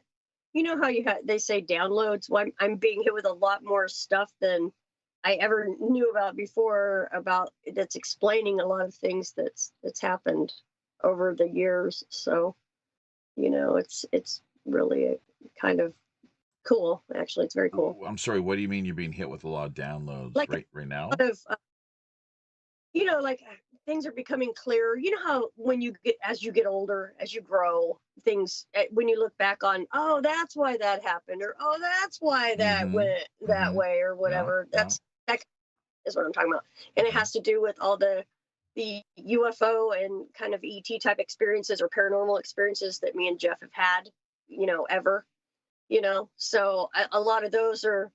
It's like I just have a larger view on things now. And I don't really necessarily think it has anything to do with anything he talked about in the interview. It's just kind of the time, I guess you could say. I don't know. It's just very, very odd. Very cool, though. Very cool. Karma Love dropping into the conversation here behind the scenes via the Peanut Gallery, along with River Styx dropping a link. Looks all right to us, I guess. I think Art Bell had a problem with that in his show, people plugging their links. He's like, yeah, it could lead to like some XXX site or what have you. So, but I guess, Roger, did you check that one out? The Orion Lines? What does it entail? It was actually legit. It has to do with UFOs and freaking crimes against humanity and orbs. Human abduction? It's crimes against, like abducting, human abduction, basically? Yeah, the American public knew just how deep this slide went, is what it starts out with when you go to the front thing. This is interesting. This is so V for Vendetta is what you can maybe see here, and then the inverted pentagram, and then this like what, the Thule? Is that the Thule? The sun? That's the black sun. Yeah. Well, that's like, let's not forget. That's how the craft, many of them managed to energize or fuel themselves to some degree, as the story goes. I kind of had to go through. I kind of had to go through that whole subject today, to be honest with you. Today has been a really, really unusual day for me. So me and Roger we're like scanners of bullshit. Elite satanic pedophile ring, adrenochrome harvesting. Can we say that? Can we even address this on via BoobTube without them shutting us down? Because so many people, they even these high profile folks now, they're just self-censoring where they don't even say these things. Like the pedo gate. It's not beautiful one. It's pedo gate as far as I'm circumcised. Uncle Sam's snow. This is disgusting. So this is like the dark. This is like the shadow, essentially. The shadow. Yeah, this is the dark entity shit. Like that's one thing why I always have an issue with people saying the word Luciferian, because most of the time when people say that, they're actually giving off negative forces. And today was a good example of that. This guy, I won't name names, but he gets on. He starts throwing the word Luciferian around. Today on the show? It was a couple of days ago, but he's just feeding out like a whole shitload of negative energy. Okay, and we got to define what that means with definition. Luciferian. The Freemasons, like Albert Pike, that was a big thing with him. The deal about that term is this: like these are older entities, and their sole purpose is to suck the energy from you. Like they feed off of all of the negativity that you feed to other people. Right. Okay. Yeah. Well, there you go. There's a good way of putting it. And it just, like, listening to this guy and hearing what he had to say, he was just feeding the negativity, Not this guy tonight, just to be clear, but someone that we had on our show. No, you didn't have it. This is something altogether. This is nothing. So we did not host anyone that this person referring to. No. But how about your psychic vampires? No. Have you heard the term psychic vampirism? Psychic vampires? Yeah. That's basically where it comes from. Lilith is where it originated from in the old Babylonian tradition. I'm sorry, what? What was that term? I couldn't hear that. Lilith. Oh, Lilith. I see. That's interesting. That was Adam's first wife, supposedly. Lilith originally comes from old Babylonian folklore. Uh-huh. And there's like different entities that represents Lilith. she eventually culminated into what everybody in Christianity and Judeo religions call Lilith. Okay, but that's Oh, where she originally yeah. came from, and Have you they studied? were, Have you studied yeah, Jungian archetypes and psychoanalysis and yeah, so forth? The collective unconscious. yeah. That's actually what my whole point on Into the Abyss is about, because I want to kind of bring it out that a lot of this philosophy everybody's saying is so intellectual actually stems from these old folklores and pagan beliefs from way Mhm. back when, Yeah. you know. Yeah, it's So, just right, so we're not as intellectually superior as what we think we Oh, we're are today. standing on the shoulders of giants. How about Yeah. that? You know. It, So it's a beautiful thing if you look at it. You don't have to be in the light or the darkness. You have to be in the middle where you can see both sides of it and know what's actually taking place. that's what both the Buddha yeah. and Aristotle promoted, taught essentially the middle way.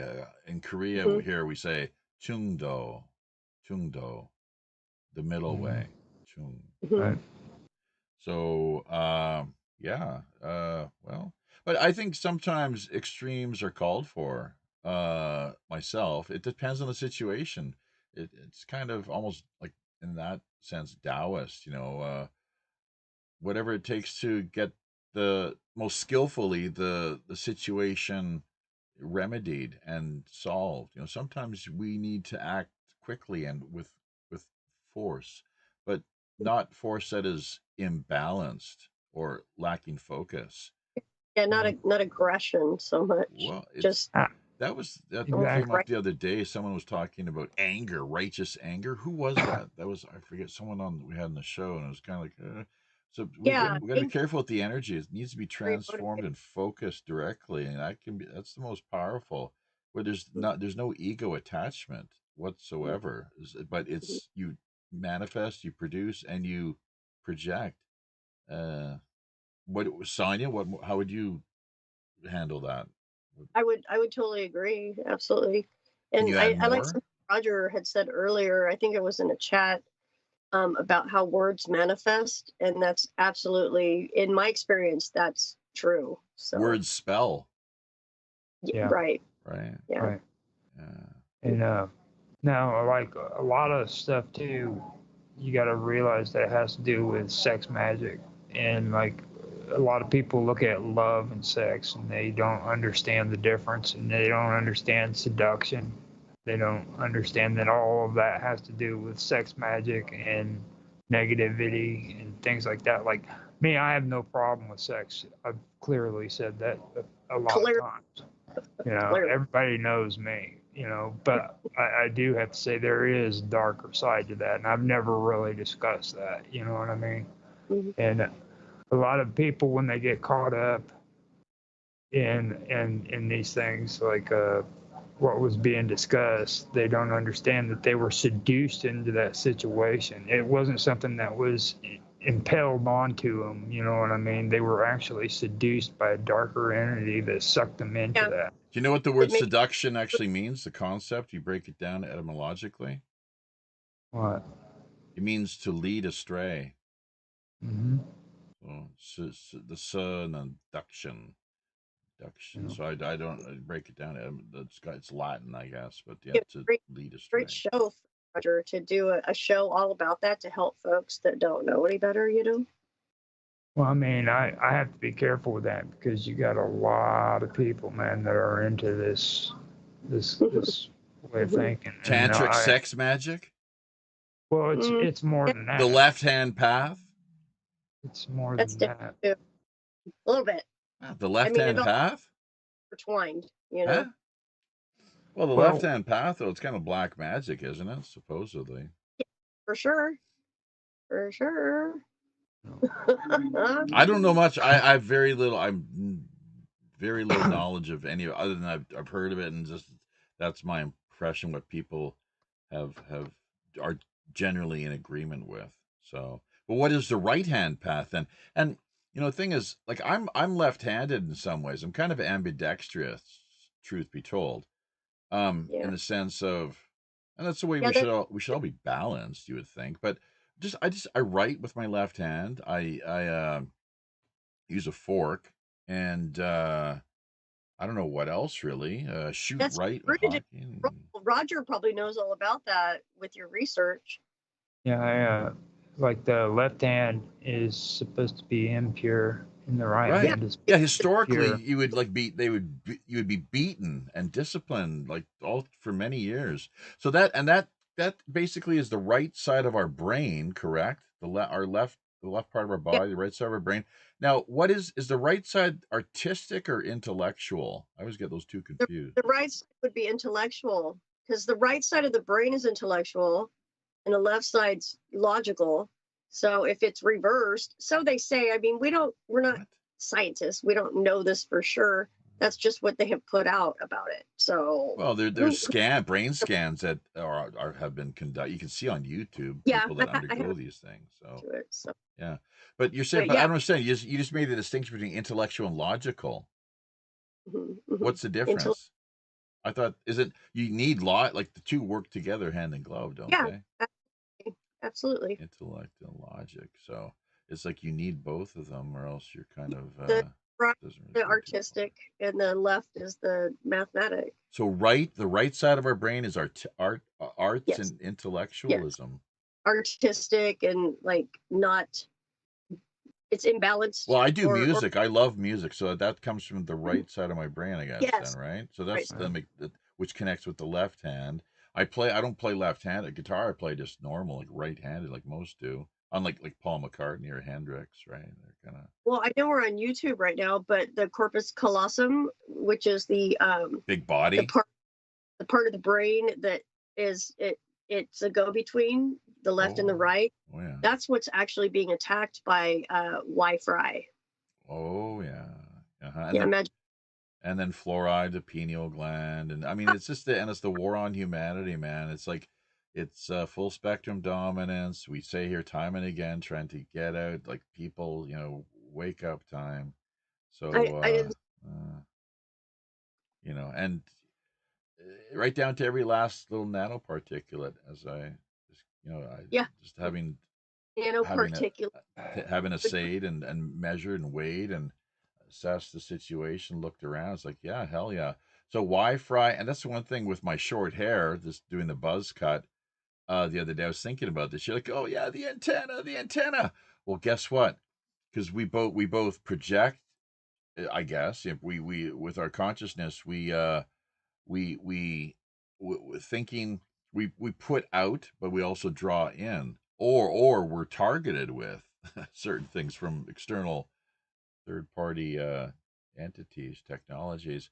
So with the antenna, I'm not so easily found because my antenna has been taken down. Get it? Yeah, Gotcha. all the out Gotcha. of every See, it people pays are to using. be shit like a monk. Makes you You don't. more. You leave no. Like Nike. What is it? Leave your mark. Well, with the whole Buddhist approach and path is kind of the opposite, I guess. You leave nothing. There's no tracks left behind. Soft handprint before you turn into your rainbow body. What's that? Come again? Except for a print in the stone before you turn into your rainbow body. I don't know about the print in the stone. Where's that come Do from? you know what the rainbow body is, Jeffy? Yeah, well, I've heard of it. Yeah, the guys in Tibet and out that direction. I'm not sure exactly where, but yeah, before they ascend, they can press. They go through matter. They that's what they do before they shrivel up into like a couple of foot, little statue. When they leave their bodies or die, it's ascending is what they're doing apparently, and they press their hands into the stone to let apparently folks know that this is a possible thing. It's the guys who, the monks who meditate for years and years and years and only have good thoughts and things like that, to where they ascend into their rainbow body, and they usually leave a footprint or a handprint or something in stone or something that is remarkable for those who look around. Oh, he's a 2-foot statue now. Oh, look, there's his handprint that he impressed into stone. Yeah. You know, it's pretty. I mean, there's a lot more to it. I don't know everything about it, obviously, but You want to hear a story? remarkable. You want to hear a story? That's what we're all ears, man. We're all ears. Big ears. There was actually a cult of monks who petrified themselves into statues.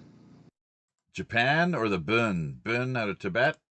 I believe it was out of Tibet. Yeah, it's been a while since I've heard the story, but these guys literally sat down and inject or introduce this substance that would literally turn them into freaking into I believe it was stone, maybe it was freaking like a iron or something. But what do you mean introduce the substance? They would drink it and drink it and drink it until finally it was freaking slowly turning their skin into freaking like a metal or a freaking stone or something. But it's an actual story. They've still got their bodies showcased over there. I'll find it later. Wow. They're drinking. There's some. Are you talking about the stone soldiers that are like many, like a whole army of them? No. Okay. No, I mean, this was something that I encountered a while back, so I can pull it up and bring it up later. I'll post it in your thing. But it's a really, really, when you were talking about that stuck out in my head. And I was like, these people believe in this stuff hardcore. I mean, they are very serious about it, and it's all about ascension. Sure, of course. That's the whole point. Buddhism, do you know what the goal in Buddhism is? Well, it's ascending to higher. What do you mean by ascending? To go beyond the physical realm into the higher realms. Like you have to, like, and a lot of people don't realize, like, I've heard a lot of people say things that are supposed to be bad against Hinduism and when it comes to Buddhism, but the truth is like freaking, they kind of like they're the father and son relationship there, because like well, you've heard of samsara, right? You know what the first level of samsara is, right? It's the deva. Deva is worshipped by the Hindus, you know, and it's in both religions. What's that first level of samsara? Are the devas? Yeah, I did.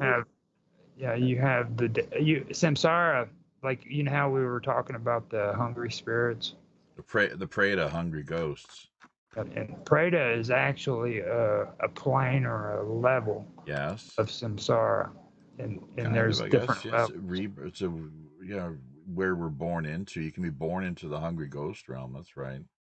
You know, and the highest level or plane or realm, whatever you'd call it, that would be the deva. They're the devas. I forget and asuras. But the devas are like angelic. Is that right? Some kind of bodhisattva type deal, or what exactly? Now, I have it in my notes and stuff. I see. And I was gonna get into it a little bit deeper but the whole point with Buddhism, there's two really. One, you make friends with yourself, like the term yoga. Do you know what yoga means? Yoga quite simply. Yoga means I actually knew this one. It's I know like the actual exercise and stuff about it, but I do remember a while back I heard about like the yogi is a part of all that. There's at least 8 branches of yoga. So from what I understand, it's not just being all kind of cool and making all these like the gymnastic sort of, pretzeling your body into all sorts of funky, shapes and so forth. But there's a philosophical yoga, like intellectual, and a number of others that I'm really not aware of because I haven't looked into it too deeply. But the bottom line, yoga just means it's a yoke. Christ talked about that too. Let's not forget. He's like, take my yoke. My yoke is light, I think is what he said. It's not, it's easy. It's not heavy. You can do this. So it's like, what kind of teachings is this? My yoke, my yoga. But it means to tie to, when you yoke an animal, right? Yeah. But also, and that's what the term where religion is, a binding that you tie to, try something out for a duration of time, I guess, for of course Yeah. a spell, but it means union with God. Yeah. Is yoga, union with God, quite simply. So, and the whole purpose in Buddhism, once again, is making friends with yourself. And I think Jung talked about this with individuation. I believe is kind of what he was on to there, more or less. But also, as you say, like ascension, uh, 6 realms of reality. That's what it is. liberation from the wheel of rebirth. You stop coming back. Your Hmm. karma is extinguished. Remember Christ Yeah. on the cross? It is finished. Yep. Well, see, even with that, I've been kind of figuring some stuff out with Jesus and the whole thing there too. Like that is very, very in depth. Okay, like the the the thing about Jesus and what's been introduced to everybody is like common themes that go back to like Indo-European as well as Indo-Aryan as well as the all of them. I mean, it's like it's really interesting how it is, and I've been finding out that this has a lot to do with mountain worshiping as Not well. Judaism. All of it. Wasn't he Jewish? Well, even the Jewish believed in mountain worshiping. Like Yeah, Noah right. or not, Moses went up on the Mount freaking Sinai. mountain to get the Ten How Commandments. about Remember? Judeo Christianity? Is that an oxymoron or not? I think so. Well, there's a lot of things, like I said, that's really involved with it. That really has it's got a lot of connections to a lot of different traditions. And Aaron Abke has a lot of really awesome information that he's coming out with about that sort of thing. What's his name? it's Aaron Abke, Mm. ABK. There's David Jacobs. He's no fan of the visitors, as it were, whatsoever. I've got one of his books actually.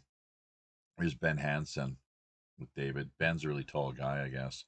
But I'm gonna now, go to. now, did you hear when I said I found out when I was talking about with the okay, go six ahead. rounds? Sorry, fly at it. The Unpack. Yeah.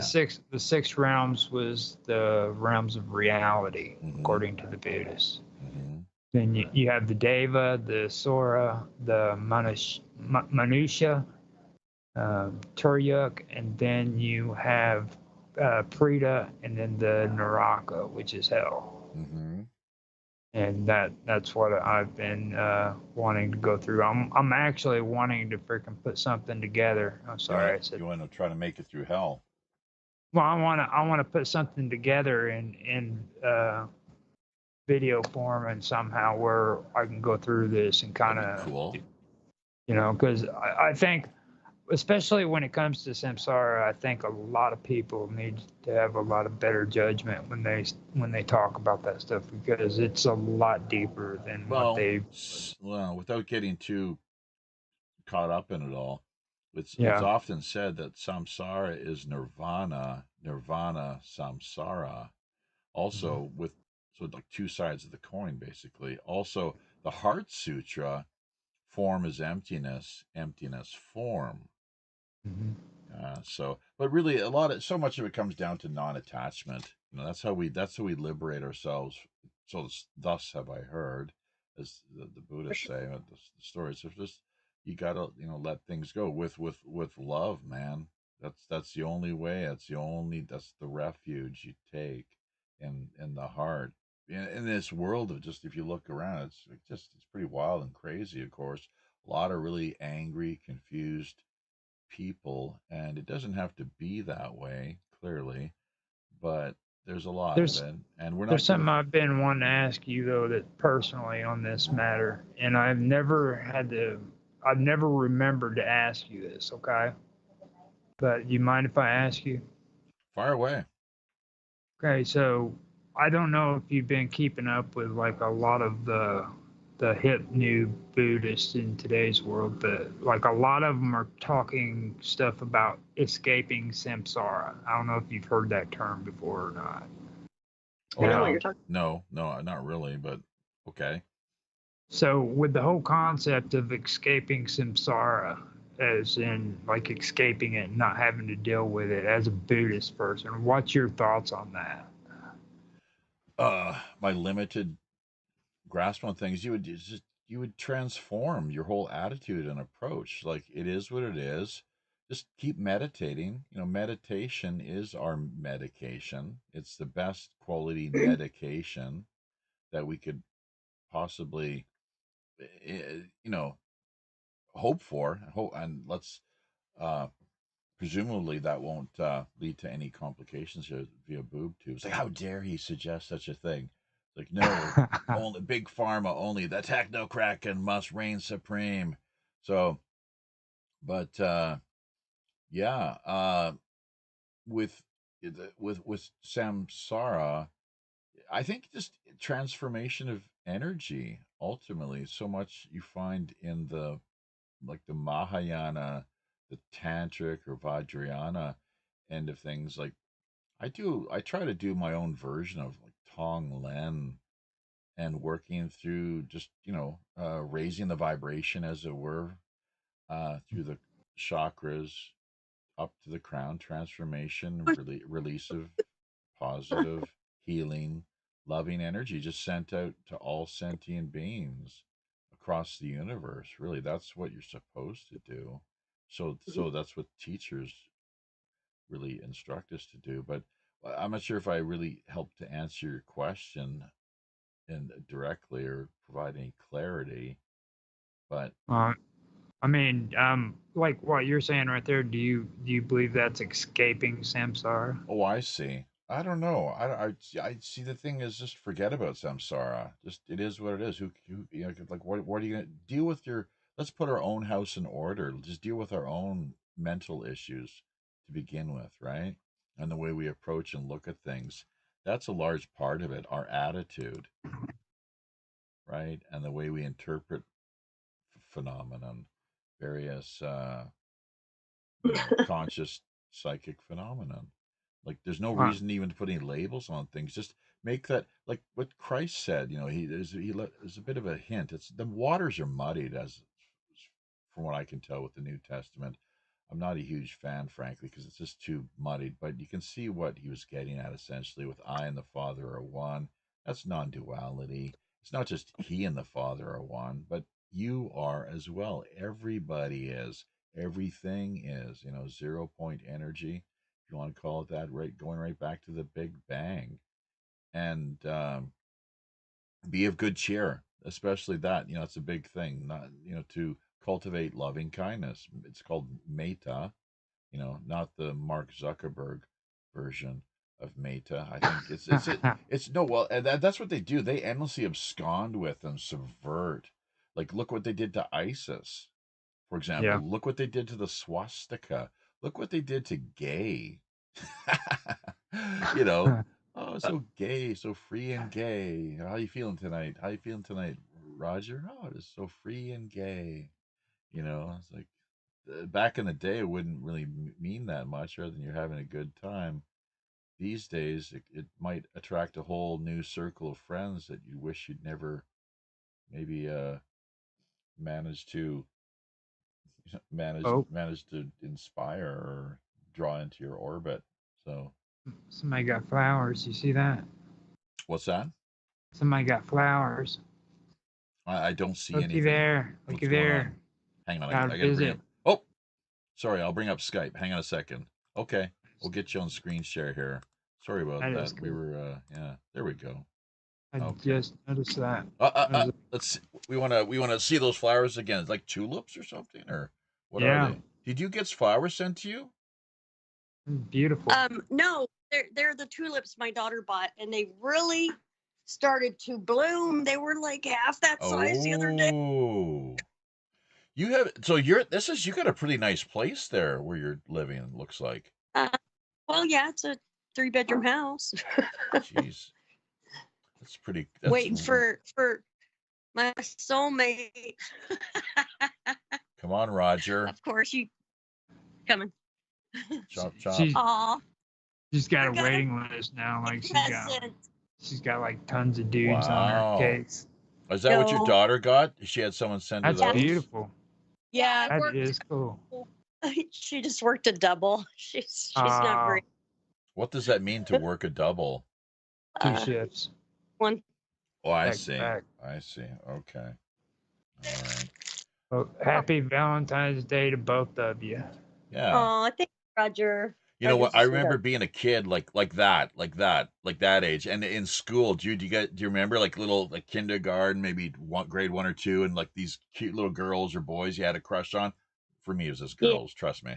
And it was like, it was like, ooh, and then in sending, and either you get rejected, of course, or not. And did you ever have that experience, Sonia? As a kid? Oh, absolutely. Yeah. Come on.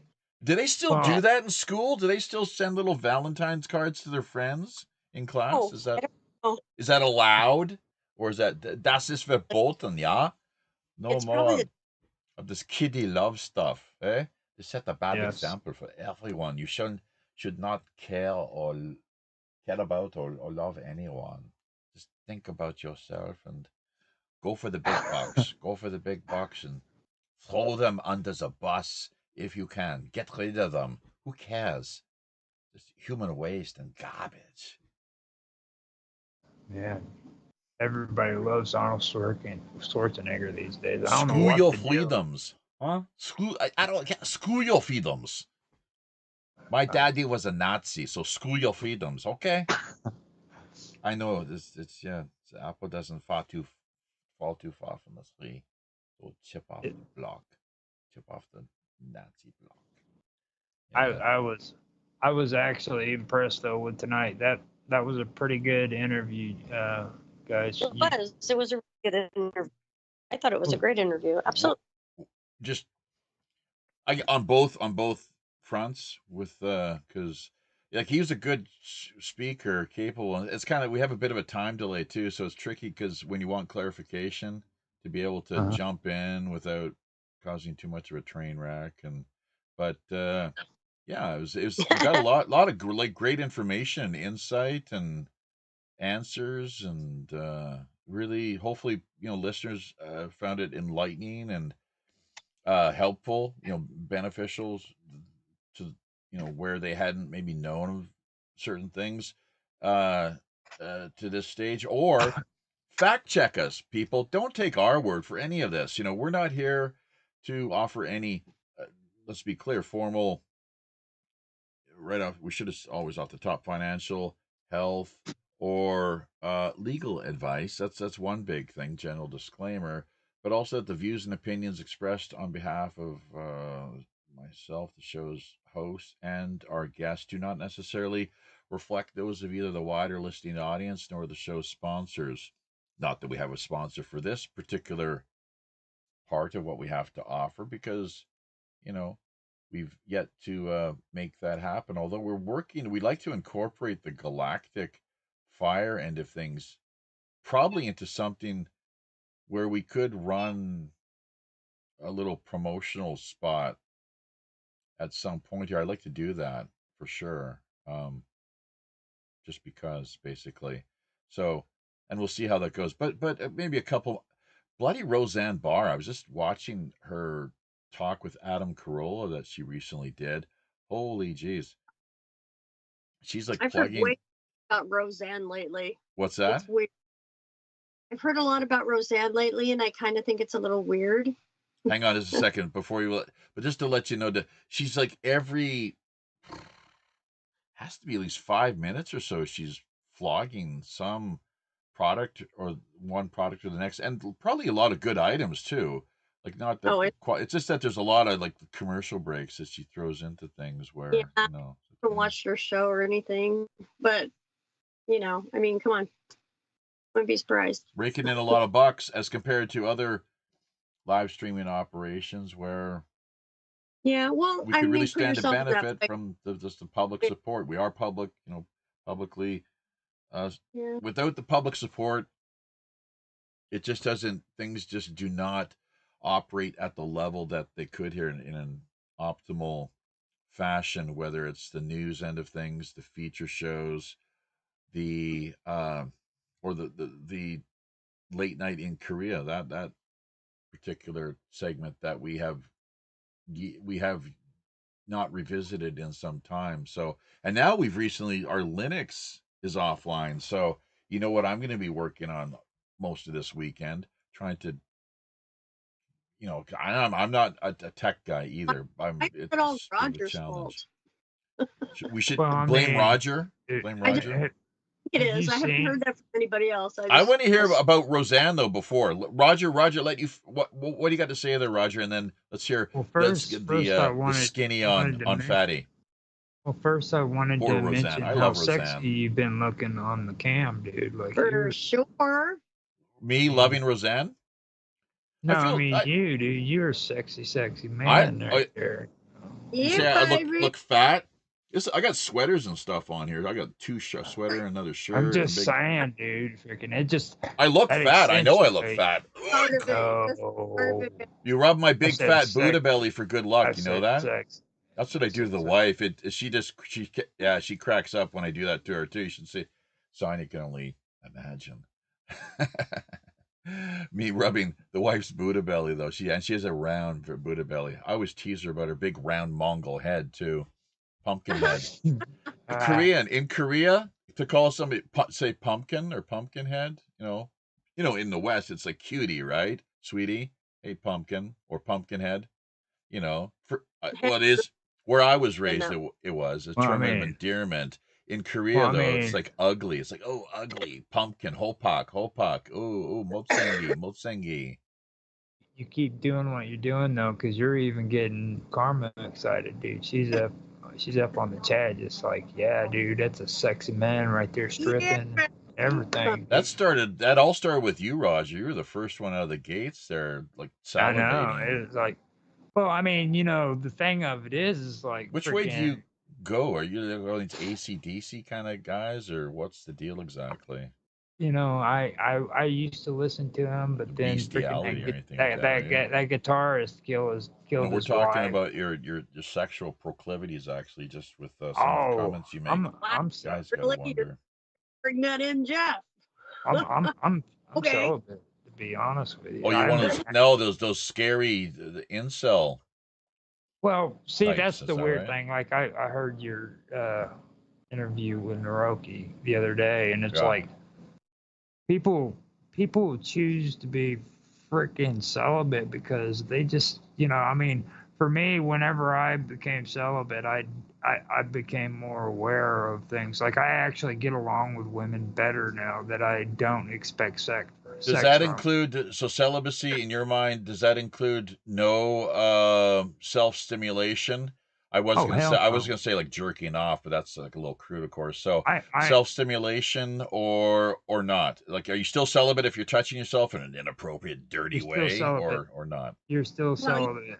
But if you move into that part, Raj, things will really change for you. Just saying. What are you talking about? Not touching yourself? Well, take that energy, man. Work with that energy and transform it. The wife. That's the wife and I. We have conversations about this, like little back. I don't want to exert my energy in that manner, dude. No, but she requires live longer. She likes to convince me. Okay, yeah, you said okay. I'll finish here and hand it back to you. But that regular routine pipe cleaning is what she really expects. And without that, she doesn't want to end up some old like celibate nun type person who, as you say, Sonia, from a health standpoint, what do you got to say about how could you add to that from a female feminine perspective? Then, like, women need sexual stimulation on a routine basis for not just like for all kinds of reasons. How it provides a natural high too, obviously, like with I'd say it on the woman. pardon me. It depends on the woman. Oh, I see. That's a good point, Yeah, actually. Okay. philosophies and So, lore, history. so some women are better off just being celibate nuns.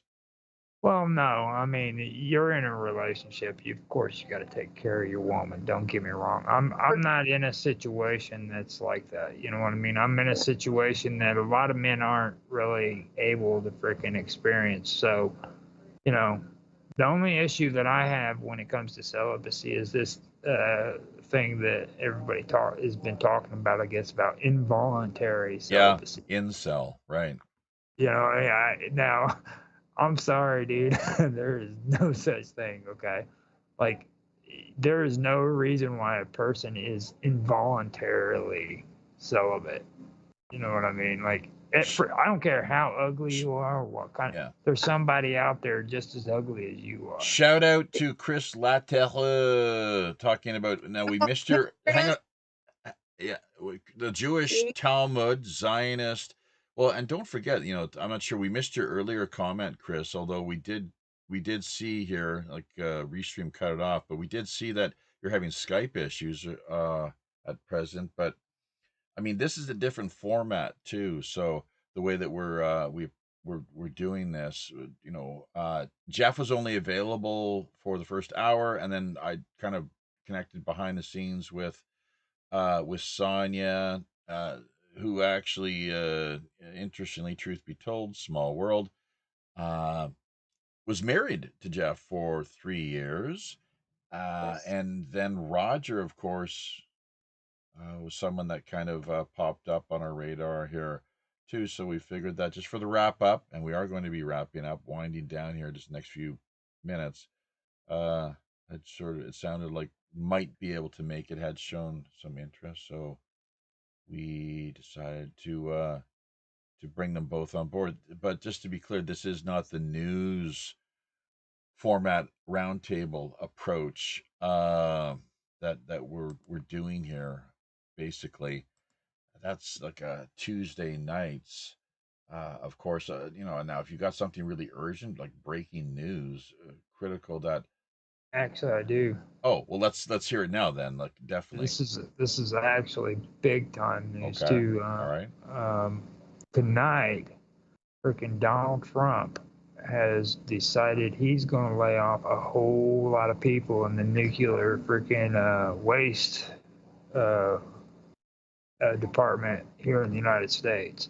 The same nuclear waste, part for of the government that supposedly we found implicated, if the theory is correct, implicated in this recent drone flap that was occurring over various parts of, I guess. Well, wait a minute, it was the U.S., but wasn't it also the UK and some European countries too? Like, you can't tell me that they lost nuclear.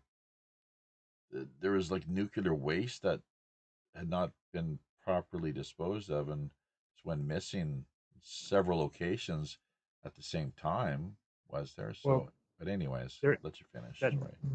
When you said that stuck out to me because like earlier we were just you were just talking about that with the drones and stuff. I mean I should have done 1 + 1 = 2, but you know what I mean. But it just didn't dawn on What do me you until mean? you just said that. No, what do you with mean? like the nuclear waste and then Donald Trump. Like at the time when you were talking about the drones, I should have thought of that. Oh, you didn't. You haven't. So, but this is breaking news. This is the first we've heard of it. So, is there anything more you can add to that then, or how many? What do you look at? 1,000, 5,000? He's talking about maybe keeping freaking like 1,300 people on board, and What's the that rest like? of What is that? 30% of the current personnel workforce they have? It's pretty low. I know that. Did you hear? Check this out. Speaking of federal employees, that around 13% supposedly of the FBI's total workforce was involved in J6, both on the ground at the time and just in the later sort of follow-up to things in pursuing, whatever legal action the federal government felt was required, necessary to teach all of these horrible people, a real good lesson about peacefully assembling. Yeah. Well, I And mean, even assembling that, I mean, that was a little bit horrible how they did that, because like they made it out to be such a big deal. But if you'd remember the previous freaking inauguration before that, they had Antifa and every other known liberal group out in the middle of Washington, D.C., burning things on the street and causing with Trump 2016. Yeah, it was horrible. I mean, they couldn't even do an Total inauguration because they travesty. were Well, they yeah, just the Summer of Love. What was that? 2000. What year was that? The Summer of Love. Was that 2000? That wasn't 2016. 2016. You're Yeah. joking. That's when they were burning everything down. You're Well, kidding no, me. it was when they were during his inauguration, when he was supposed to give Jeez. give his speech and everything. They literally occupied the entire city of Washington, D.C., and made it to where nobody could get in or out. The Summer of Love, though, with all the fires that they were and chaos they Yeah. were creating. Antifa, Black Lives Matter. What year was that? Right. The Summer of Love. Right. Seattle. Remember what the hell were they doing in Seattle there with the encampment or the certain like little sort of impromptu community, that's an Yeah, I remember. autonomous community that they'd launched in the city. What year was it? My That was memory's 2000. I'm pretty sure that was 2016. Sonia. It's not that Yes. far back, was it? Yeah. First, No, that was like more like 2019, wasn't well, it? it Well, was. Look it oh up. well, Look it up. Someone's got you to be know, able to look it up. in 2000, I believe it was 2019, when you could type in Antifa.com, I believe it was, Went directly or to the .org. White House. Yeah, do you Actually, remember that? that was because that was in the lead up to the presidential election. That was during the Yeah. time of where the campaign was That was crazy. basically underway. Yeah. All right, You, folks. Uh-huh. you remember, like that was also at the same time that all of his supporters were getting assaulted outside of his conventions too, right? Tucker Carlson was driven out of, well, they targeted him. I don't know if they doxed him or tried to SWAT him at his home. Uh-huh. It's just ridiculous, just incredible. So Just horrible stuff. yeah, yeah. So there's a heavy price people pay for freedom, really, uh, and basic sanity. So, but if we're not able to just respect our neighbors, or not even respect our neighbors, but just allow them their sort of living space, and just because you can't respect everybody and their lifestyles. Clearly, like there's some things that some people have problems with, and it's difficult to get over or to get around, and for philosophical reasons, matters of principle. But doesn't mean you have to cause all sorts of problems in their lives directly. It culture wars, the culture wars. My opinion on neighbors is it's good to say hi and maybe shake hands and Good talk small good talk, fences make for good neighbors. right? But if you're going to pick friends, make sure they don't live next door, because if anything goes wrong, man, and it usually does, something happens, you're going to have bad relationships, and you're going to have to live next to these people. Business as well. It said that friends and family, Just Yeah. don't never go into business with friends or family. You're talking about picking friends. It's true. You can pick your friends, just don't pick their nose. That's Pick your where you cross. friends. Okay. You can pick your friends, you can pick your nose, but you can't pick your friend's nose. There we go. Yeah. some friends you can. Well, I've only been able to pick one Ooh, person's gross. nose, and I've actually conscientiously tried to find people who will let me pick their nose, and I've only found one person, and it was my Have you? nephew when he was 6. That'd be a good street gag, like so video kind of man on the street or whatever. Yeah, And they got traveling. hey, you got a Just big saying. booger hanging on your nose, like da, da, da, da. Like no, you still don't got it. Here, let me get it.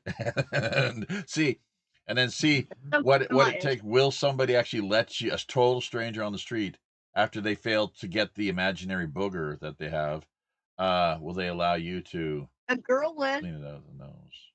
A So, girl would. That's I don't happened. know oh, about wow, that. okay. But anyways, that's a mark of a true friend. Apparently, is a true friend will tell you when you do have a booger hanging out of your nose. Versus Right. others, they like they'll kind of skirt around it, beat around the bush or just ignore it. Don't want to hurt your feelings, but a real friend, like I've always done that. That's my style, man. People sometimes they don't like it, but I try to be diplomatic, But, Well, the if same you way. got a booger on your nose, dude, I would rather somebody say, "Look, dude, you got a booger on your nose," rather than having you walk around with a booger on your nose and not knowing it. during There a, might a major high-profile live stream, we have be the thousands of mole people Yeah. tuning in all when at Like, the they go same to get time. a permit to do the concert. I think it's Wayne's World 2, actually. What's that? What concert?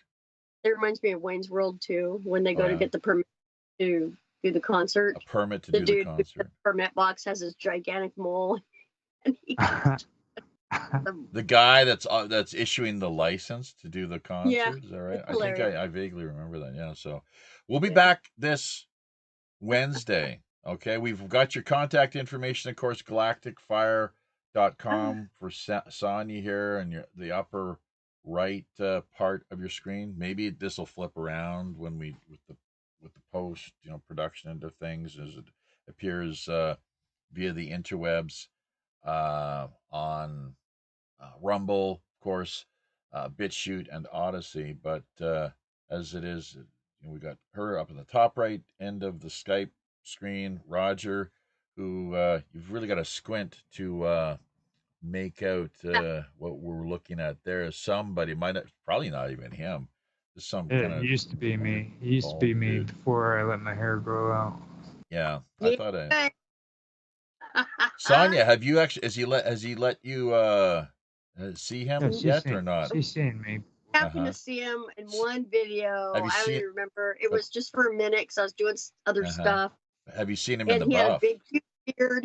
I didn't really see the hair, but I did see the beard, and I thought, "Hey, baby." Have you seen That him was in the? Yeah. Have you seen him in the buff? I have Not not. yet. Not yet. Not, Yeah. I not think yet. He was, Roger. What do you're buff. wasting? What you're wasting? What Well, I you should mean, be all over that down. Down in well, Phoenix. you You know, have I the mean, you know, 3-bedroom house and God, Three-bedroom just house romp around in all over the place. stomping grounds. No. I'm trying Lots of to fun like, and games. I'm trying to keep things going in different directions. You know what I'm saying? It's all about something, not nothing. Some, no. Huh. Right. I talk California. I got you. So you yourself, of course, Roger Hansen, both of you, well, Sonia over on Minds. Have you got your bio information set up there on Yeah. your channel, I do. Minds channel? Mhm. Yeah. Yeah, we're still using the main Sonia Galactic. Yeah, that's fine. URL basically is what we're working with. But Yep. ideally, we like everyone to have their own WPRPN.com, as we refer to them, subdomains. I have been considering lately. I did it once. I don't know what happened. But, Let us. Well, if it didn't launch, see, that's something we need to get on top of. We'd like some technical support and assistance from I'll some. help you out with sure. Absolutely. Well, I mean, we can give you privileges to do so. We can definitely allow you. So if you sign up and then let us know, and if you have any Okay. problems, we'll be sure to get back to you and just kind of like we say, get people pointed in the right direction and just careful not to go too crazy with things, and we'll have to consult a little more behind the scenes, obviously. Hey, Well, yeah, that guy there, well, I know. What is yeah. his name? It's he's on. It's not Ben Hansen, but he's another guy that's a high profile UFO you know, series that's been put out there. Hey, two men in black walk into a room, walk into a UFO conference. So, but anyways, so you don't think you were married to a man in black, but it might have been that No, he I'm might pretty be sure a hybrid. Is that right? with Men in Black, and Jeff was not part of it. However, well, I mean, I'm sure I've told you a few stories. I don't want to go into it right here because we're short on time, but yeah, I, I don't think it's a Men in Black thing with him. I think it's kind of the other way around, like the Men in Black kind of watch him kind of thing. Yeah. Well, could be, could be. Yeah. So he's definitely they talk. Tesla talked about vibration and frequency, so he's I guess got his own unique Unique vi- for sure.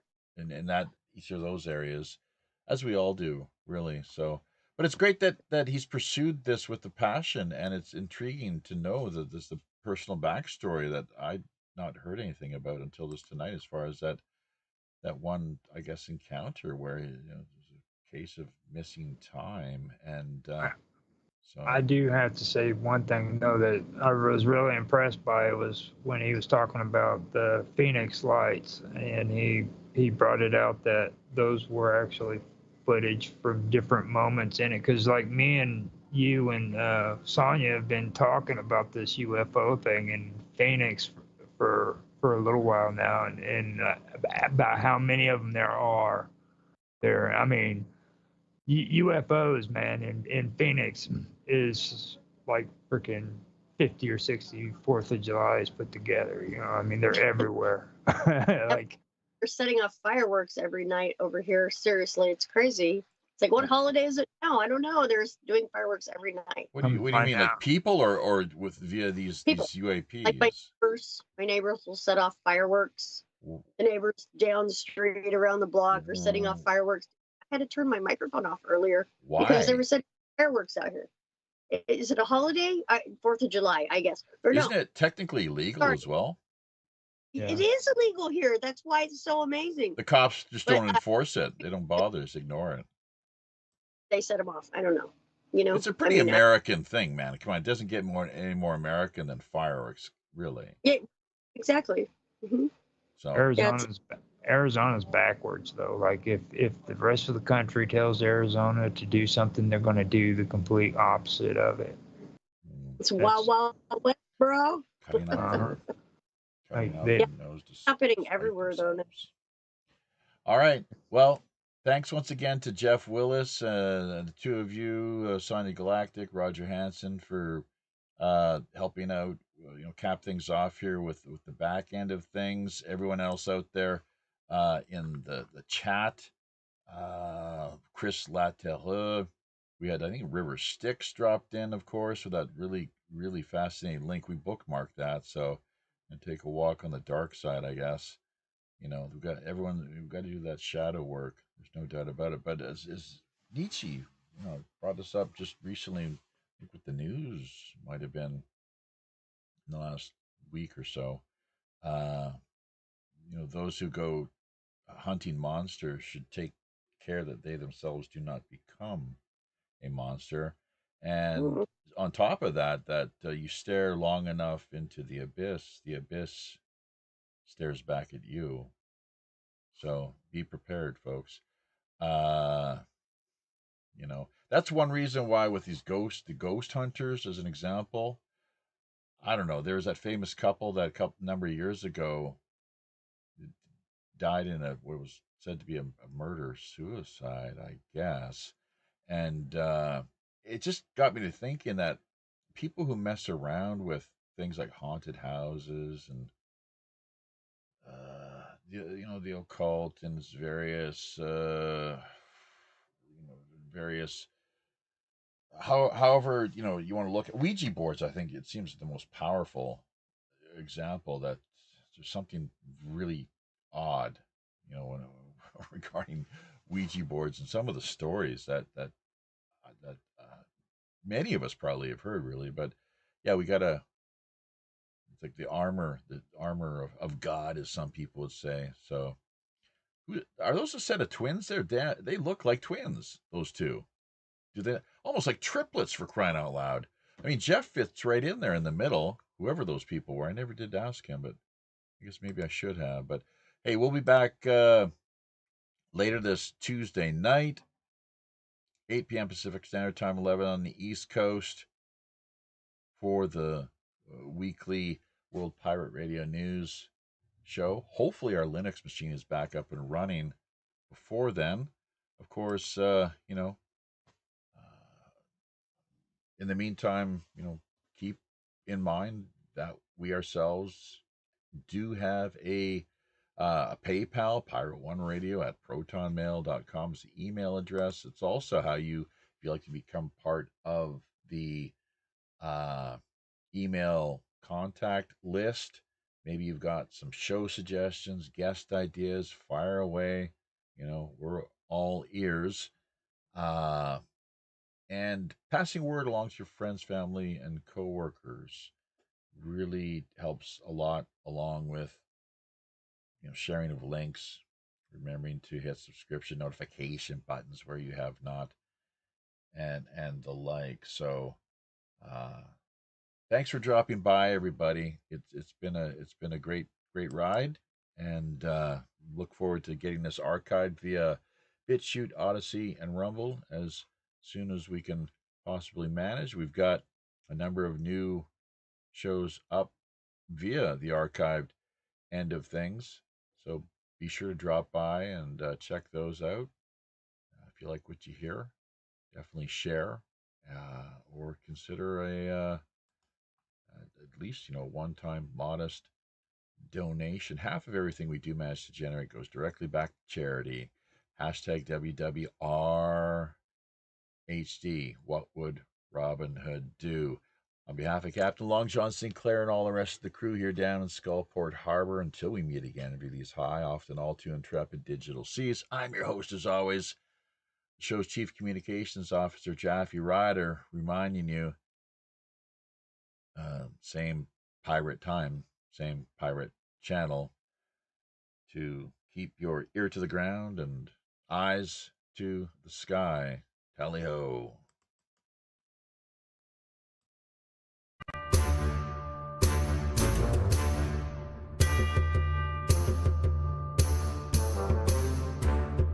Aye now, there we be.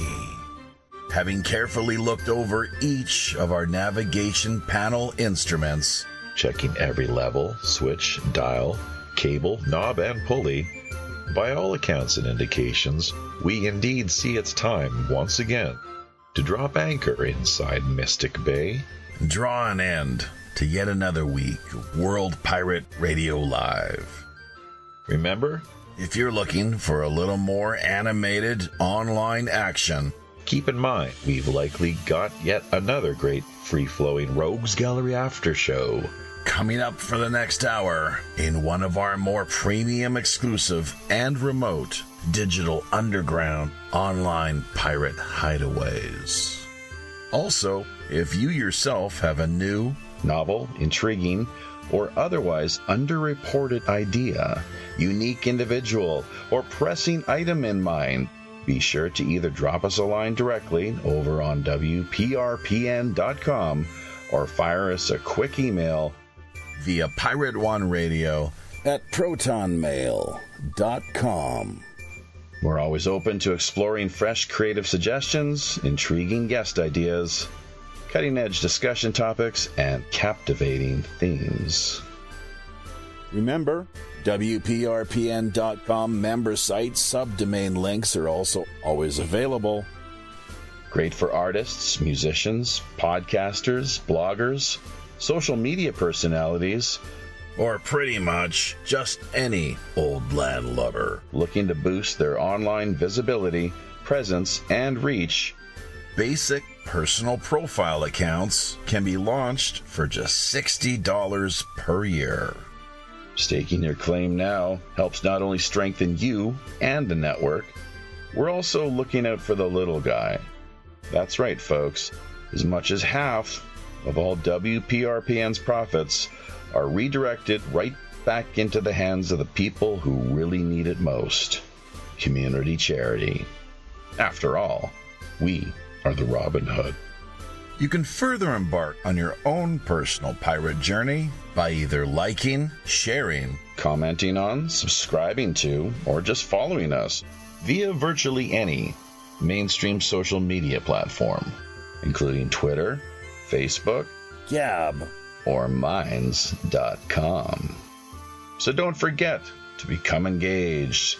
Until we meet again out on the high digital seas, I'm your host as always, the ship's Chief Communications Officer, Jaffe Ryder. Tally-ho.